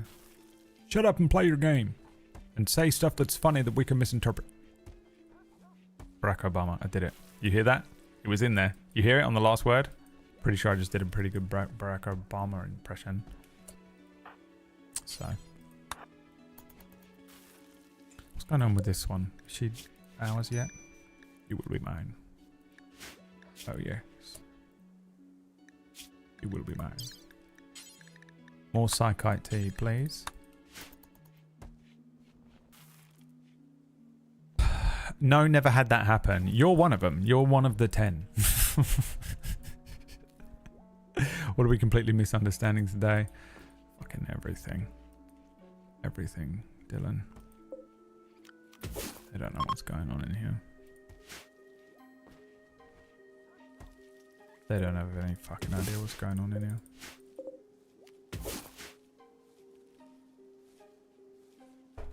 Najot Maziz Vermito. You lot trying to talk to me. Likiri.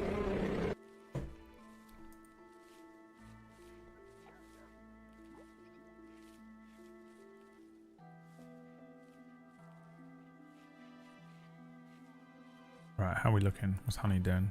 Teaching a lesson. Oh, sin. Sin lives. Again. The power of sin. No. Another? We need the power of sin.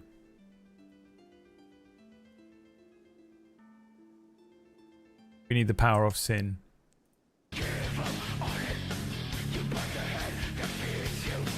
I don't know why it started halfway through this song. What the fuck is this? Werewolves. Honey, get inside. Honey, get inside. What's happening, Jeb? Werewolves. Where's Dane?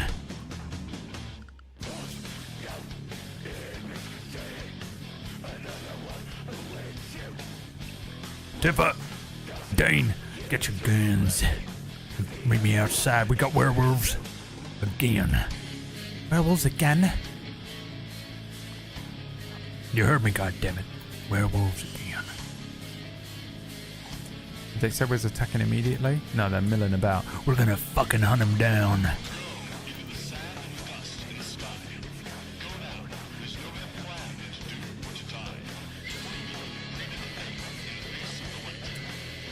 We're gonna fuck them up. They got sticks, we got guns. One of them's got a gun. Fuck.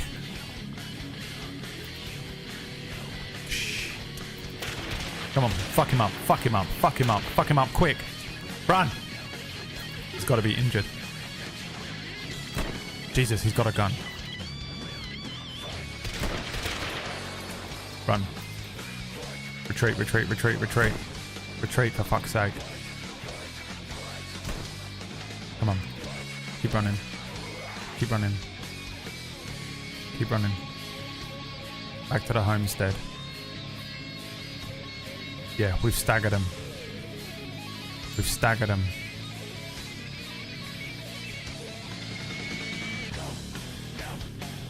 I'm concerned about he is catching up. Why are you zigzagging? Why have you started to walk through like that?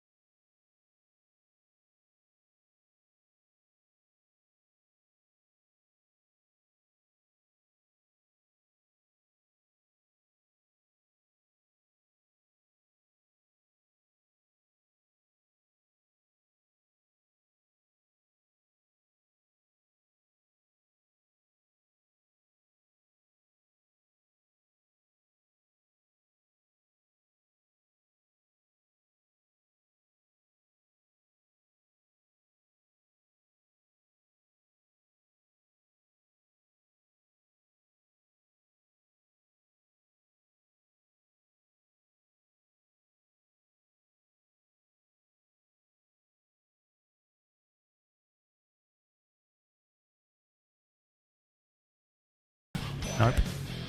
The fucking good god. There's fucking hell. I mean, what the fuck is going on?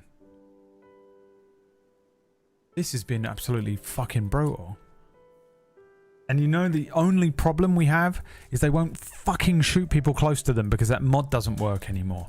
Someone go and find me the mod that lets you shoot people from close range, but works with whatever fucking version of Rimworld is the most latest fucking version. Good God. Alright, what have we got with table? What are we looking at? Pisses me off so badly they won't shoot so close. Jealous, great, we've got a jealous guy. Gourmand. Shooting 14, construction, crafting, bit of cooking. Okay, bed rest, not childcare, basic. You can do a bit of cooking, you can do hunting, you can do construction, you can do smithing, tailoring, training, crafting, cleaning, hauling.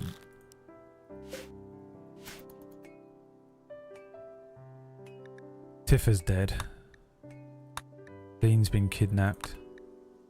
Sin has been kidnapped. This is horrendous for us.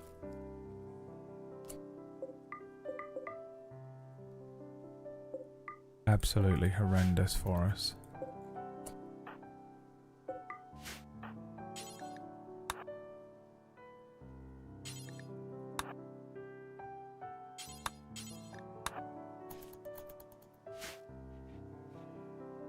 Get all this stuff at least inside. It's kind of worth something. The guns.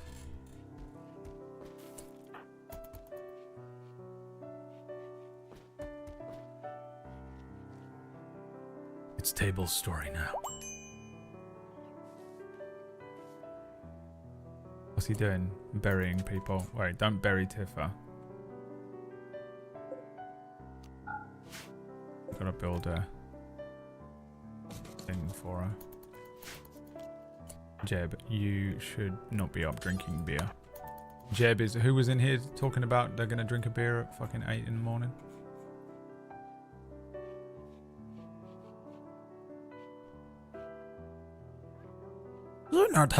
Table. Handle.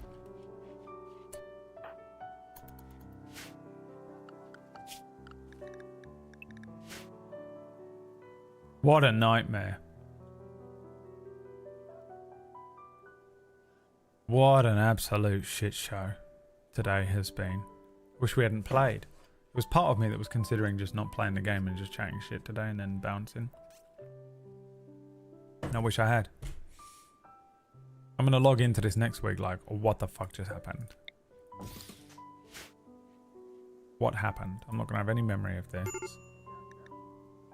Everyone's on a break risk.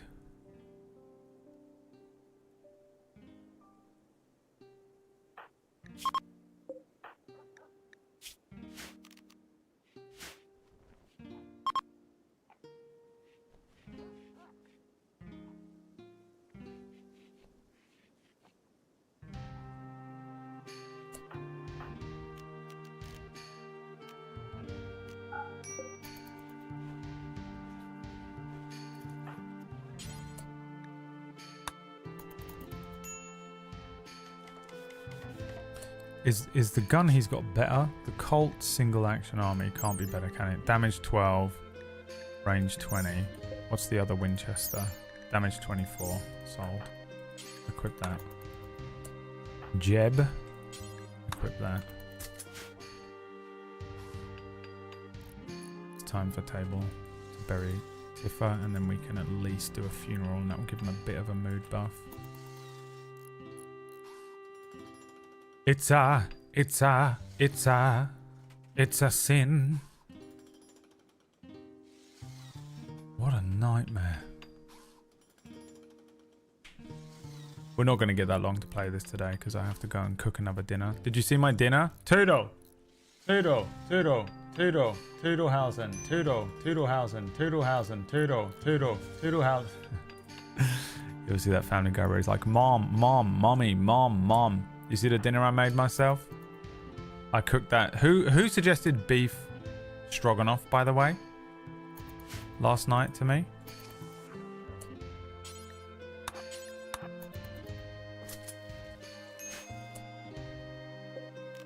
Who was that? Because you saved my ass.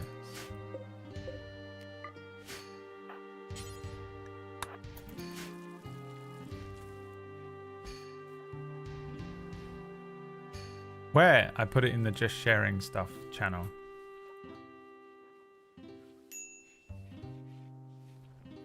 It came out pretty good.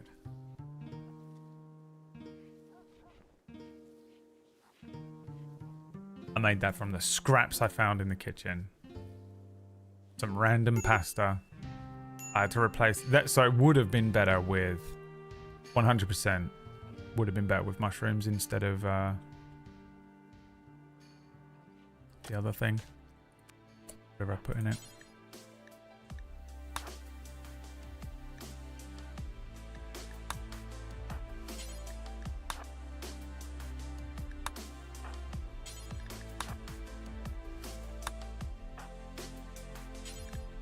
Who's the moral guide?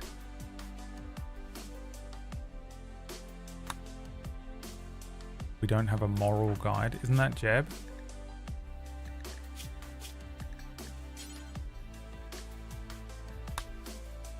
Honey is now the moral guide.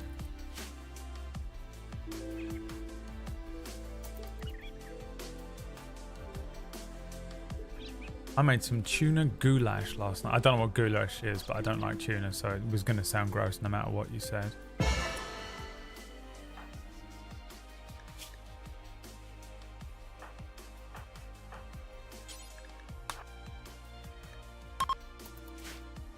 Time for the funeral.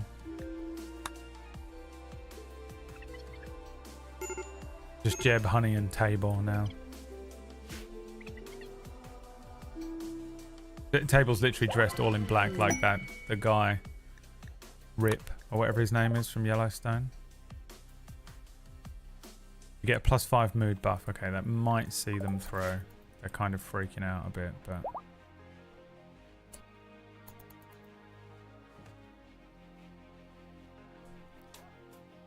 Carbs are the bread and butter of the culinary world. I love pasta. All right, well, thanks for letting us know. A pantry dump, yeah. I mean, I had half the ingredients for the chicken meal I wanted to make and half the ingredients for chili that I was going to make over the weekend, and I had nothing left, so I had to just make like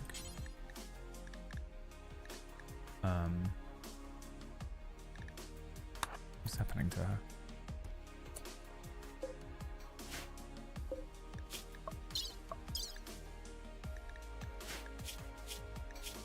She needs more psychite tea. She's about to break. Because I'm about to... yeah, so I had to just make this thing. But it was pretty good. I think I sort of have no choice but to essentially make it again after this stream. And I think it needed a little bit less garlic. I'm not too... The thing is with seasoning, I only know how to season 4 days worth of chili and not one plate of beef stroganoff. You know, just a bastardized version of beef stroganoff. So I had to... So I think it needed a little less garlic and a little less salt. And a little less complication, a little more action, please. All this brief is stroganoff. It's a brief and brief. A solid first message, yeah. Indeed. Shadow found it. Use your gun, unofficial 1.5. Me. Use your gun. Unofficial 1.5. Done. Installed. And then when I restart the game next Friday, remind me to turn it on. Good luck remembering that for a full week. I'm also going to be an insane person next Friday because it will be the day after I've had a heart scan, and I'm going to be sitting absolutely losing my mind until they tell me what the results are on Monday. So enjoy the fact that I probably will not exist for those 3 days. As I fucking fall. Waiting for them to tell me what level of heart disease I have.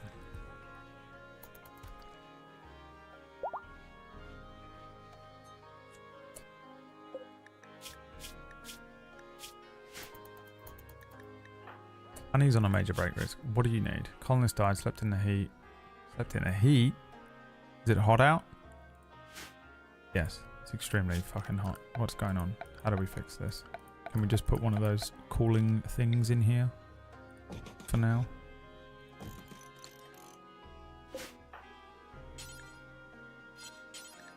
They don't do a lot, but I don't want to have to set up a whole... I don't think I've got the power for a thing. It's over 9,000. What is my level of stress? Are we out of places to bury strangers? No. Can you get rid of this fucking corpse?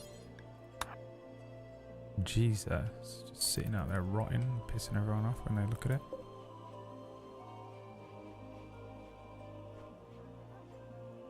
Table, I asked that you make this first. Did I or did I not?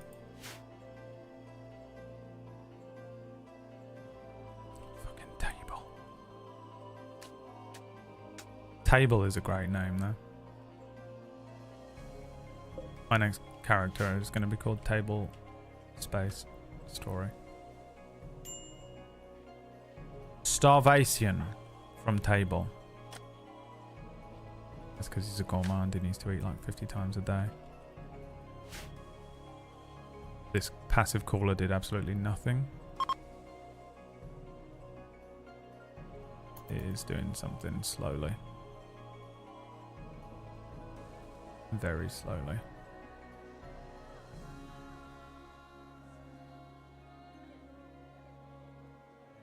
We're down to 26 degrees Celsius. Is that what we use? That's what we use, isn't it? Now it's 21. That's how hot it is in my house right now. I have a thing that tells me over there how hot it is in this room because I can't tell myself sometimes with this heart problem. I genuinely have no idea how hot it is. I don't know if it's me that's hot or if it's the room. So I have to like look at that thing and be like, am I freaking out? No, I'm not freaking out. Honey's having a tantrum, cool, right? She'll feel better about it at least. Tantrum's not so bad, they just kick some shit.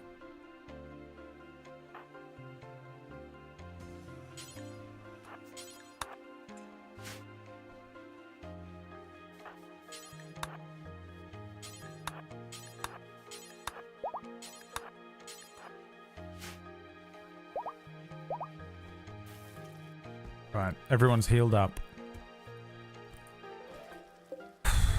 What we need is fucking defenses, don't we?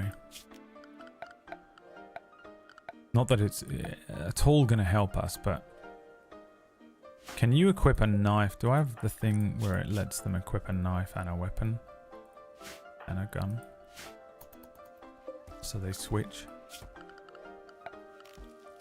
I've never understood the point of it because I'm like, well, just...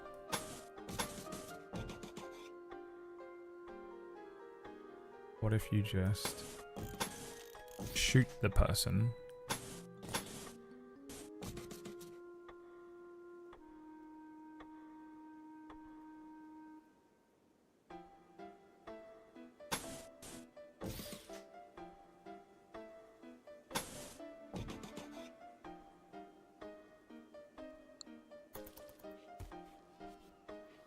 With your gun, because gun pointed directly at someone's chest works just as good, if not better, than if they are 25 feet away from you.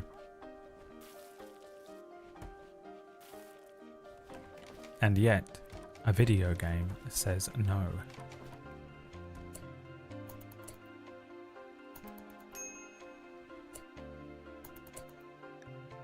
Marina's in a medical emergency again.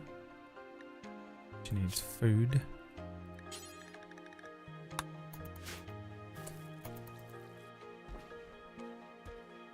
And psychite tea.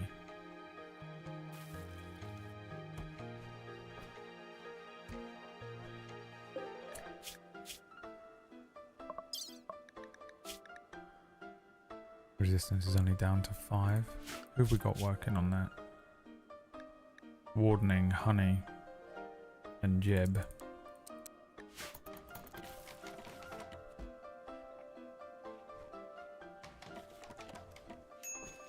What a nightmare it has been. I have a very busy day tomorrow. I either have a very busy day tomorrow or not a busy day at all, and I don't know what to do about that. I don't know how to feel about that.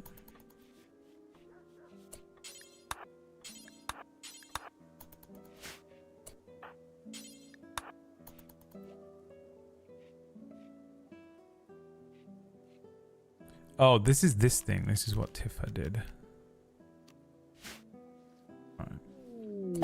A squirrel has been self-tamed. Slaughter it immediately. We can't afford to feed it. We can't afford to feed it. Fury did it. A pit burrow. That's horrendous. Fill it in. That's the most... It's the thing from outer range. The hole. There's a hole in the ground out there, honey. I ain't know where it leads. Laura Ingram has given birth. No, you, me? There's a show called Laura Ingram on Netflix. No, you dense bitch.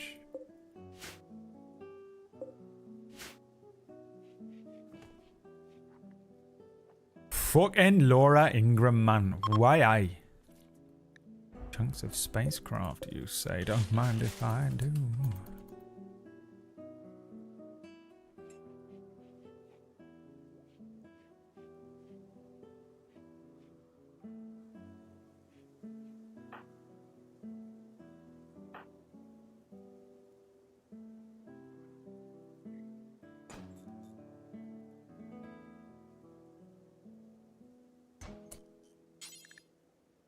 Bring the component to us table. The precious components. Oh, we have a geothermal thing. I completely forgot. You know what we should do? Fucking wall that off. Slate, is slate stronger? Wall that shit off, baby. With immediate haste. With immediate slate. And do not build a roof. Real fucking superheat and fucking blow up. Okay, we have a geothermal, so maybe I can actually do some other stuff that I was going to do with electricity. I thought we were still running off the turbines.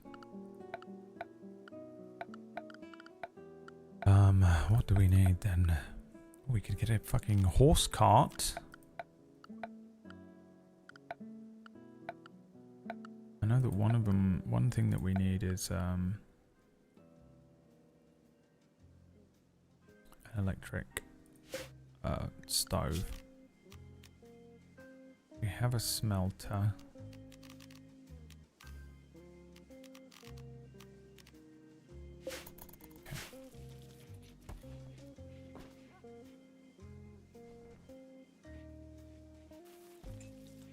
It's a hole.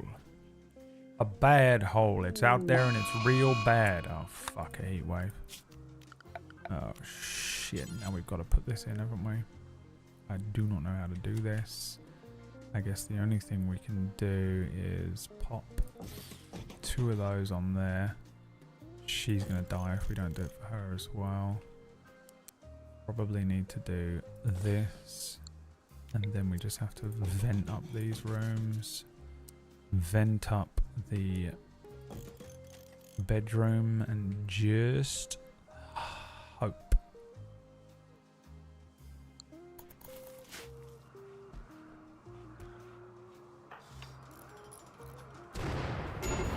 Tell you what, I need you to actually build this first.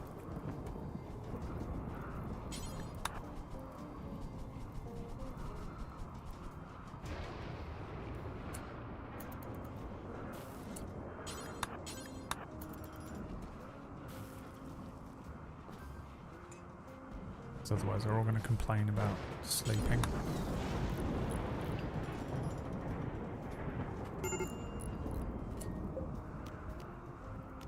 And we need it to be 16 degrees.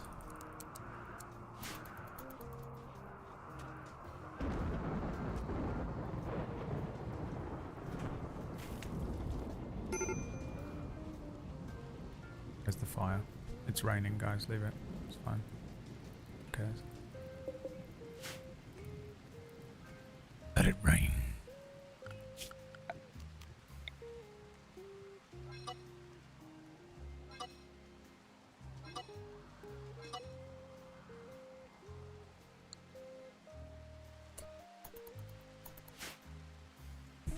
I love that Jeb and Table sleep next to each other and Honey's in the corner. Nobody puts Honey in the corner. My son Dean has been lost. Oh, he needs to be converted. Jesus. Which one is the conversion? Convert table. Immediately. Yes. You have to understand something. Jesus Christ is our Lord and Savior. He done came down from the moon. And he taught everyone how to be a human being. Without Jesus Christ, we'd all be shitting in the streets and kicking dogs. You ain't know which way is up without Jesus Christ. You wouldn't know wrong from right. What about all those people that know wrong from right that don't believe in Jesus Christ? They's is sinners and they's don't know wrong from right.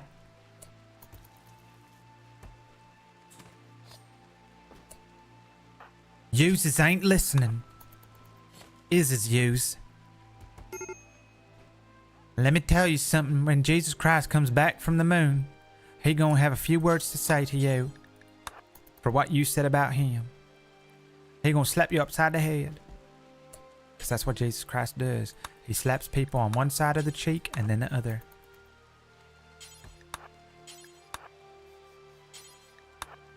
All right. I'm convinced my certainty has gone down from 93% to 57. Table's gone berserk. Great. Cool. That's what... He's killing a gerbil. Take it out on a gerbil. Oh, fuck. He's going to take it out on Jeb. Jeb. Jeb's going to fucking shoot him. Jesus Christ. Yep, just run away from him. Jesus Christ is Moon Knight. The moon haunts you.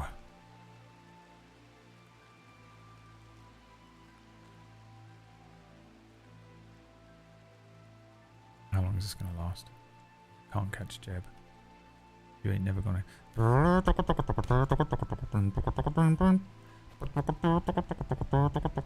Moon Knight is my new main, yeah? Well, good for you. Hope you're proud of yourself. I hope you're really proud of yourself.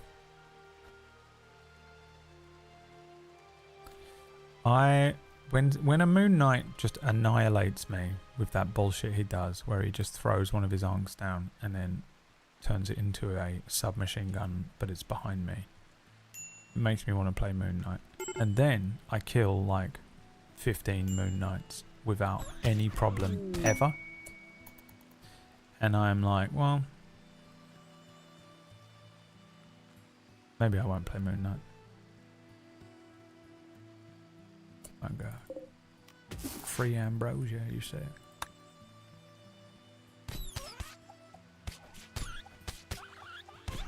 When does this tantrum end? How many gerbils must he kill? Gonna fight these donkeys.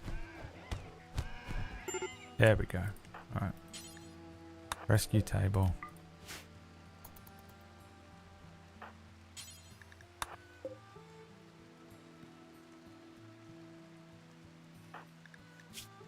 Oh my god, he's gonna fucking die.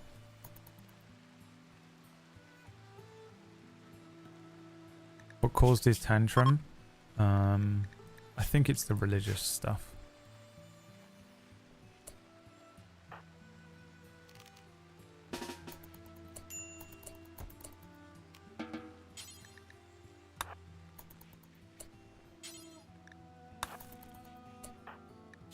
I'll die in 3 hours.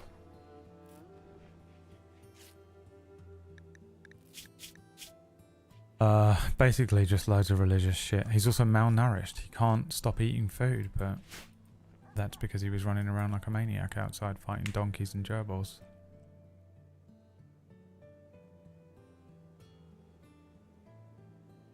Some heathen besmirched Jesus. No, Table is not a Christian.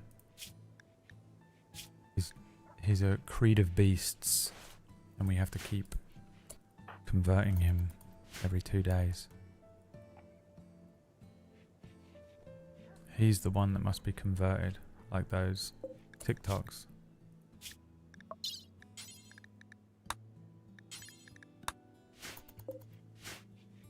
Where they try and convert people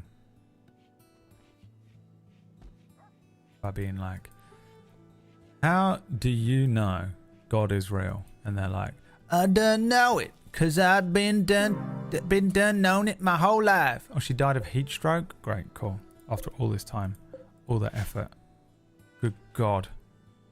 Now she is related to someone, right? She's the grandson of Dean and the daughter of Honey, so we have to bury her in one of these. Fuck's sake. What a fucking waste of my fucking resources and time. And they do those videos where they're like, there'll be some like atheist talking to a Christian person, and they're like, how do you know that God is real and Jesus is real? And they're like, I done been told it, that's why. And they go, okay, but how do you know? And they're like, it's written in the book. And they're like, okay, but that's not proof of existence of any of this stuff. That's just a book that could have been written by a bloke. And they're like, no, because it's in the book. And they're like, yeah, but you don't understand what I'm saying. The book is not proof that God is real. It's just a book. Could be written by a human man. And they go, "Nuh-uh, cause it's in the book. It says so." And it's the most painful thing to watch. It's the most painful thing to watch ever. He needs to eat again. Jesus fucking Christ. Oh, it's disliked food because he's a beast man. What does he want?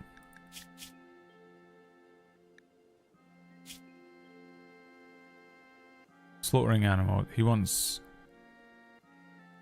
a vegetarian meals.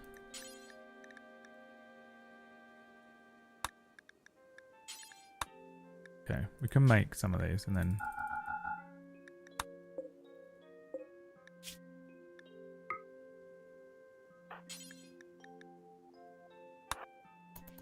he might shut up a little bit.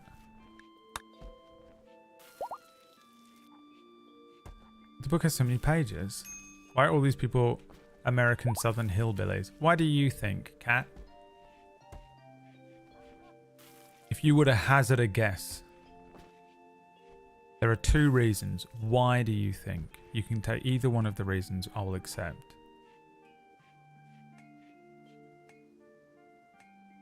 There are literally over 450 versions of the Bible. You can't fucking talk, Toodle. Don't you start with me. Don't you start.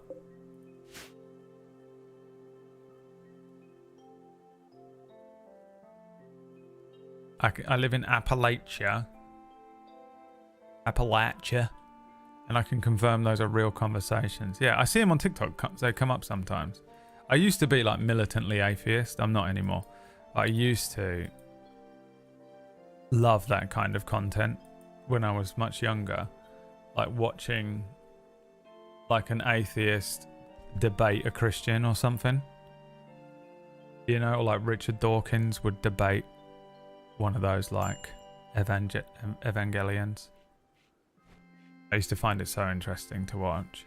Like it's equal parts interesting and kind of hilarious sometimes. Like when they're like, sometimes it's just like, okay, that's interesting, and sometimes it's like, this is painful to watch, but in a good way, kind of. Don't eat the vegetarian meals, you fucking dickhead. They're clearly not for you. But now I'm not interested in it. But there is some good. What's happening here? You can't make any more vegetarian meals. We're out of vegetarian stuff. Shit. Then you must convert him. Got to wait 22 hours. But there's loads of TikToks that come up. There's like 2 or 3 recurring TikTokers that I think just do this. That's what their content is, you know. Just disproving flat earthers and debating religious folks. But like the religious ones are all the same, and it's really weird. They literally just go, it says it in the book, and like that's their argument, and it's crazy to me. That's a crazy argument. I will take the ones that are just like, I believe in it because that's what faith is. Okay, done, fine. I can't really argue with that with logic, exactly, and you can't argue with logic either. But because that's what faith is.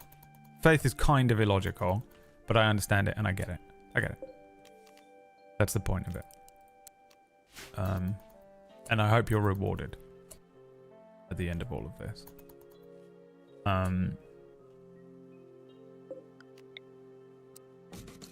I would love to be religious. I want to remind everyone. I would do anything to be religious. I would love it so much.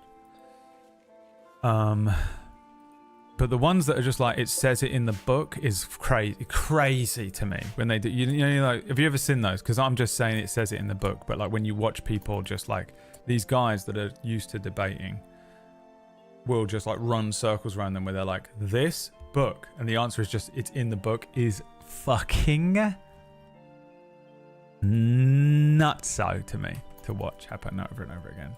I always find it fucking crazy to watch. We actually don't want to cut this. We just want to sow it. They can eat it off the ground. We can cut it at the end of the year, but that's what this one is for, right? We put, yeah, hay grass there. I think it just rots. It's like kind of a horrible waste of time to cut it during the summer. Spoils in 60 days. That's pretty good. Do any of you know what I'm talking about when I say those, you know, those arguments? I'm trying to get through all three of the major holy books to better understand religion. The Old Testament is hard to get through. There's so much enslaving in our word. Really? Yeah. People like to cherry pick as well, don't they, with their holy books? Like, they only read the parts that fit whatever narrative they're trying to spin. We're good people, and gay people, we're just going to not talk about how gay people should be treated in society and all that kind of thing. It's so confusing to me. The whole thing just seems absolutely nuts. Like, truly, just there's so many different religions, and then each one has different types of religions, and then different people who run those religions differently. Can you build this? What's happening to you? Oh, you haven't got slate blocks.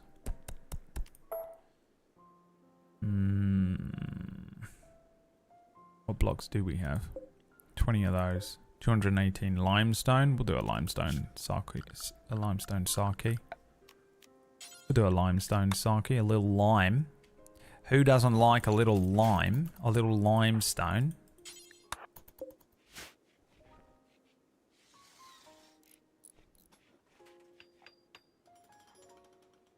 Book of Propaganda. God is definitely not a man. God is a woman. God is Alanis Morissette. It's good to have faith in yourself. I think it's good to have faith in a God. If you have faith in a God, I genuinely, fully, completely fucking am so envious of you and jealous of you. It's unreal. Oh, we can't put Marina in here? Well, that's annoying. I guess we'll have to bury over these fucking idiots down here.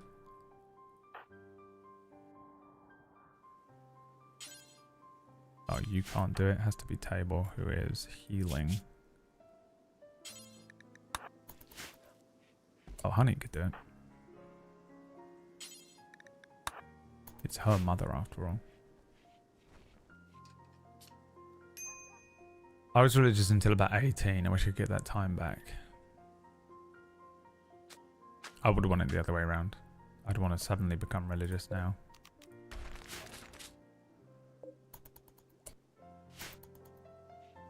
Talking about watching stuff, I watched About Time. I want to watch that. I've never watched that movie because I thought it was a romantic movie, and I think it is, but I think it looks fucking cool as shit, and there's that one scene in it that I think we should watched on stream once that was like so good, and I just never got around to it. I didn't watch About Time.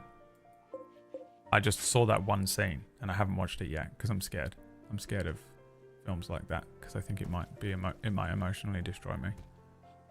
60 Days In was amazing. Yeah, 60 Days In was good. Do you have any other recommendations? I don't know if you can handle medical stuff. What was that? There was another, like, there's one where you just follow all these ambulances around that was good for that kind of thing. I don't know. I mean, something similar to About Time. Don't know. 60 Days In. Don't know. Watch The Traitors. Traitors UK. And don't ever Google anything about it. Just watch it and then Google.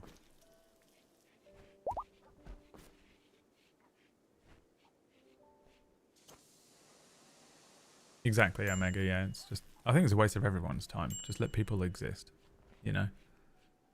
I'll make jokes and I'll take the piss and I'll, you know, and I have my opinions and beliefs, but ultimately, I really don't care if you have or don't have a faith of any kind.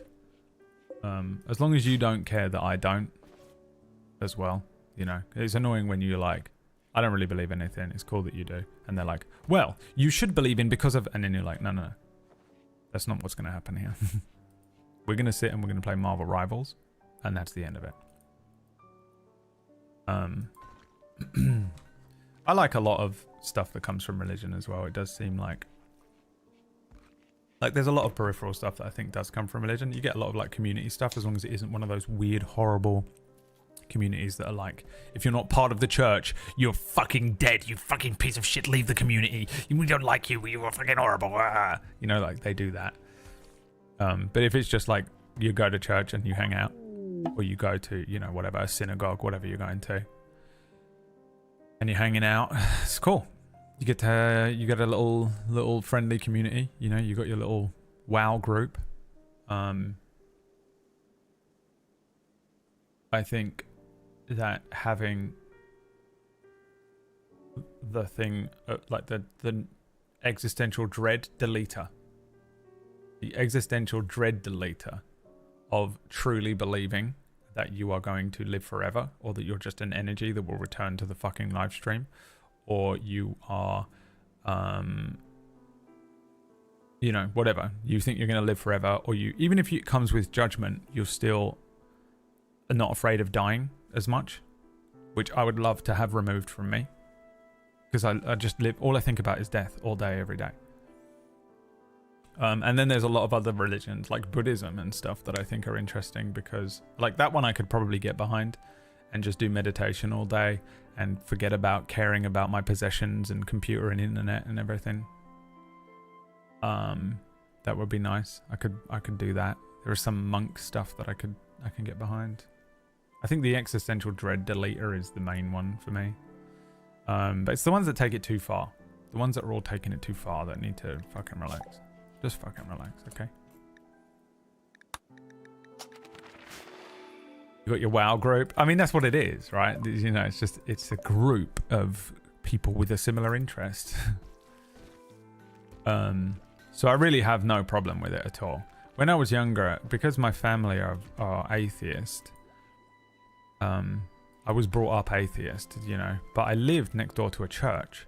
My house was next door to the back of a church, because we were on the end of the street and the back of the church came down here. So we were the last house on that street. And it was, I think it was Church of England, backed onto my house. And there was a Church of Celestial Christ opposite my house. And there was a school that was a religious school of some sort on the other corner of the road. And there was a Buddhist, I think it was Buddhist temple, but I'm not sure. It was something like that. Again, I don't know much about religion, and I've never been interested in it in any way. Like, I wouldn't read the religious text to want to learn about them. I don't care. So I've never really cared. I've just been like, that's some sort of church, that's some sort of temple, that's another church, that's a religious school. And there was, on the corner of my road, there were just all of these fucking religious places. And for me, I just fucking hated them, because the Church of England would ring its bells and wake me up. The Celestial Christ would park in every parking spot for the entire block and just fill the road with people. Everyone in there. The Buddhist church was fine, but they would put on these like weird raves. I don't know why they were doing this, but they were like basically raves that would happen, and they were loud and annoying. And then obviously you have a school, which is just another thing where everyone is just crowding up the street. So there would be these like moments where this hellmouth of 4 different fucking religious things would just swarm and would create like chaos right outside my house. Just so many people outside of my house. It was so overwhelming. And when you're like a teenager and you're hungover, and I was fucking drinking a lot, and they're making noise and they're like ringing this fucking bell, you know, and there's just fucking thousands of people outside and cars and beeping and, you know, people having conversations right outside your front door. It made me fucking crazy. I hated them all. Just on a personal level. I have no problem against any of their religious aspects. They were just parking in all the parking spots and pissing me off and being loud and waking me up with a hangover. And so I became so militantly atheist. Dude, it made me so angry.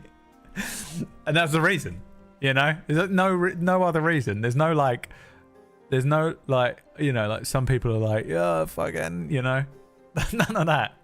I don't give a shit. I think I'm very accepting. If you've got a religion, I'll talk to you about it and I'm interested in it. I can be interested in it for a conversation, you know? and I do find it interesting if we're having a conversation about it and you're like religious and I'm not, and I'm like, what does that mean and what is this? You know, it's interesting. As a cultural thing, I find it interesting. As a learning thing, I'm not interested in learning about it on my own. As a cultural thing and a conversational thing, I'm very interested in it.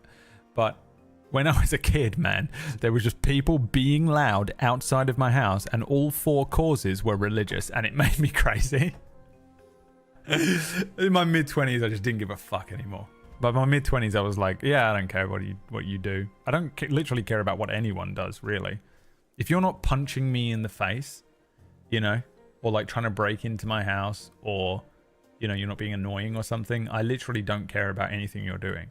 And if you're normal and you're able to hold a conversation, I don't care what we talk about. I'd rather it be something that I don't know about, in a way, because that's fun, you know.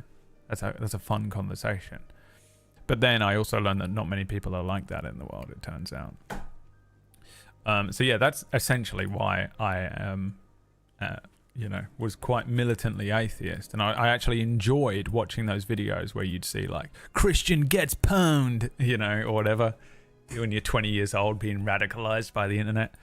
And I think it was just like, I was just like, oh God, it's like a little bit of vindication, not vindication, what's it called? When you just feels better to see someone get destroyed, like a Schadenfreude kind of thing. But it was the part of me that got woken up every weekend by a fucking church bell with a hangover. There's nothing worse than being 17 and a church bell is going off next to your head, because the edge of my bed was right up against the back of this church, so it was just basically right next to the fucking church bell. It was horrendous. I hated it, because I'd go out on a Saturday night and the church bell would be on a Sunday morning. It was fucking awful.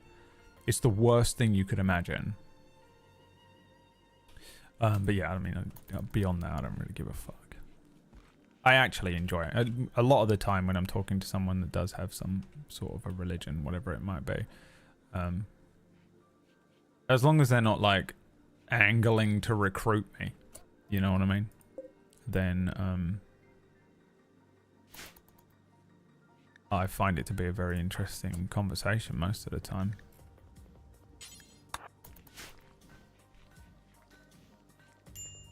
There's obviously levels to it as well. Like, yeah, some religions are like insane, like the creationists and some of the evangelist ones. Mormons are just hilarious to me. Like, this guy definitely got caught cheating, you know? Just busted, just absolutely caught cheating, and was like, no, I found this piece of paper, and it, oh, wait a minute. He did the wait a minute thing. Wait a minute. Wait a second. What's that over there, wife? And she's like, and I saw you with Linda, and I saw you with Sandra, and then I saw you with Megan. So do you want to fucking explain yourself? Because this is getting out of hand. Joseph, is that what his name? What was his name? And he's like, yeah, listen, wait a minute. Wait a minute. What's that over there? And she's like, what? And he goes, oh, look at this piece of paper that has sigils and writing on it that you can't read at the moment because you don't have the eyes of God like I do. And she's like, what is that? What is that? And he goes, well, wait a second. Just a moment here. It says God has written another book for the Bible. That's crazy.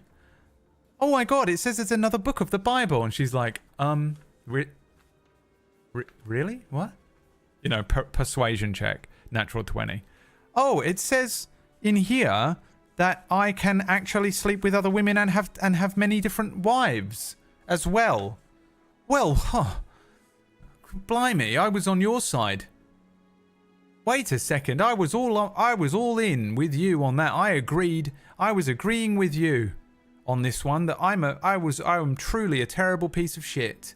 But my God, God has said, it just so happens to say on this piece of paper that I found in the garden in fucking Omaha, or wherever the fuck we are in the modern age that I can have multiple wives and it was a hidden book. Well then, I suppose that's that then, isn't it? I guess you'll have to go and make me dinner, wife, and I'm gonna get married to these other women as well.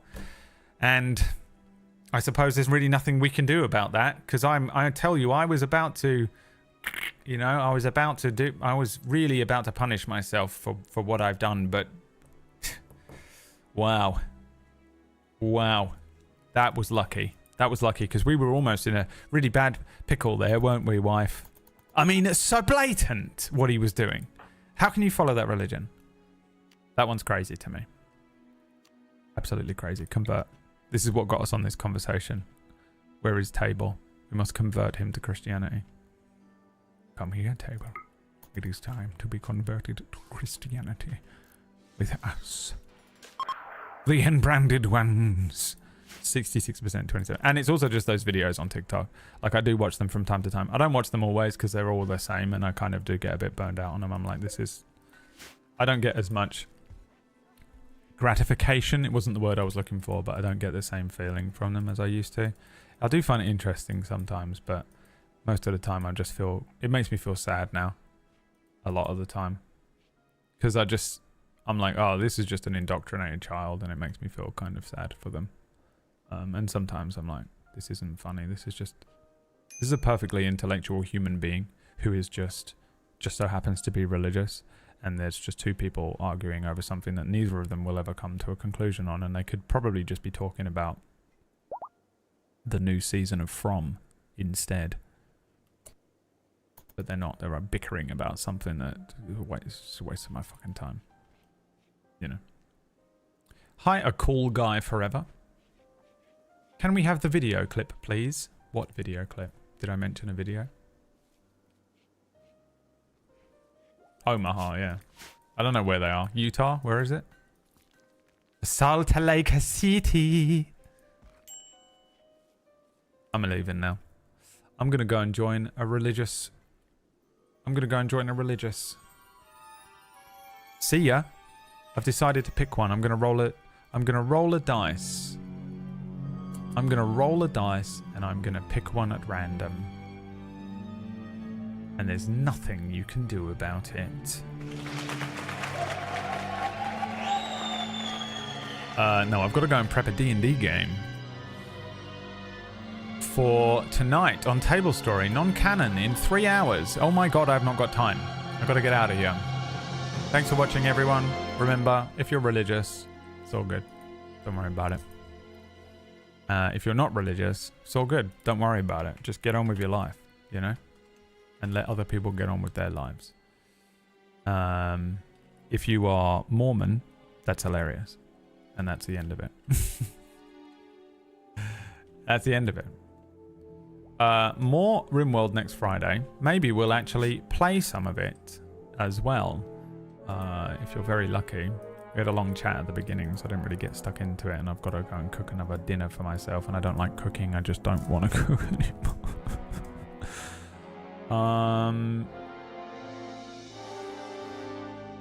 Great. Have a great rest of your night. I'll see you on Sunday for some D&D, Monday for Minecraft, Tuesday for Minecraft, Wednesday for GTA, Thursday for Infinity Nikki, and then next Friday for a little bit more rimming. Goodbye.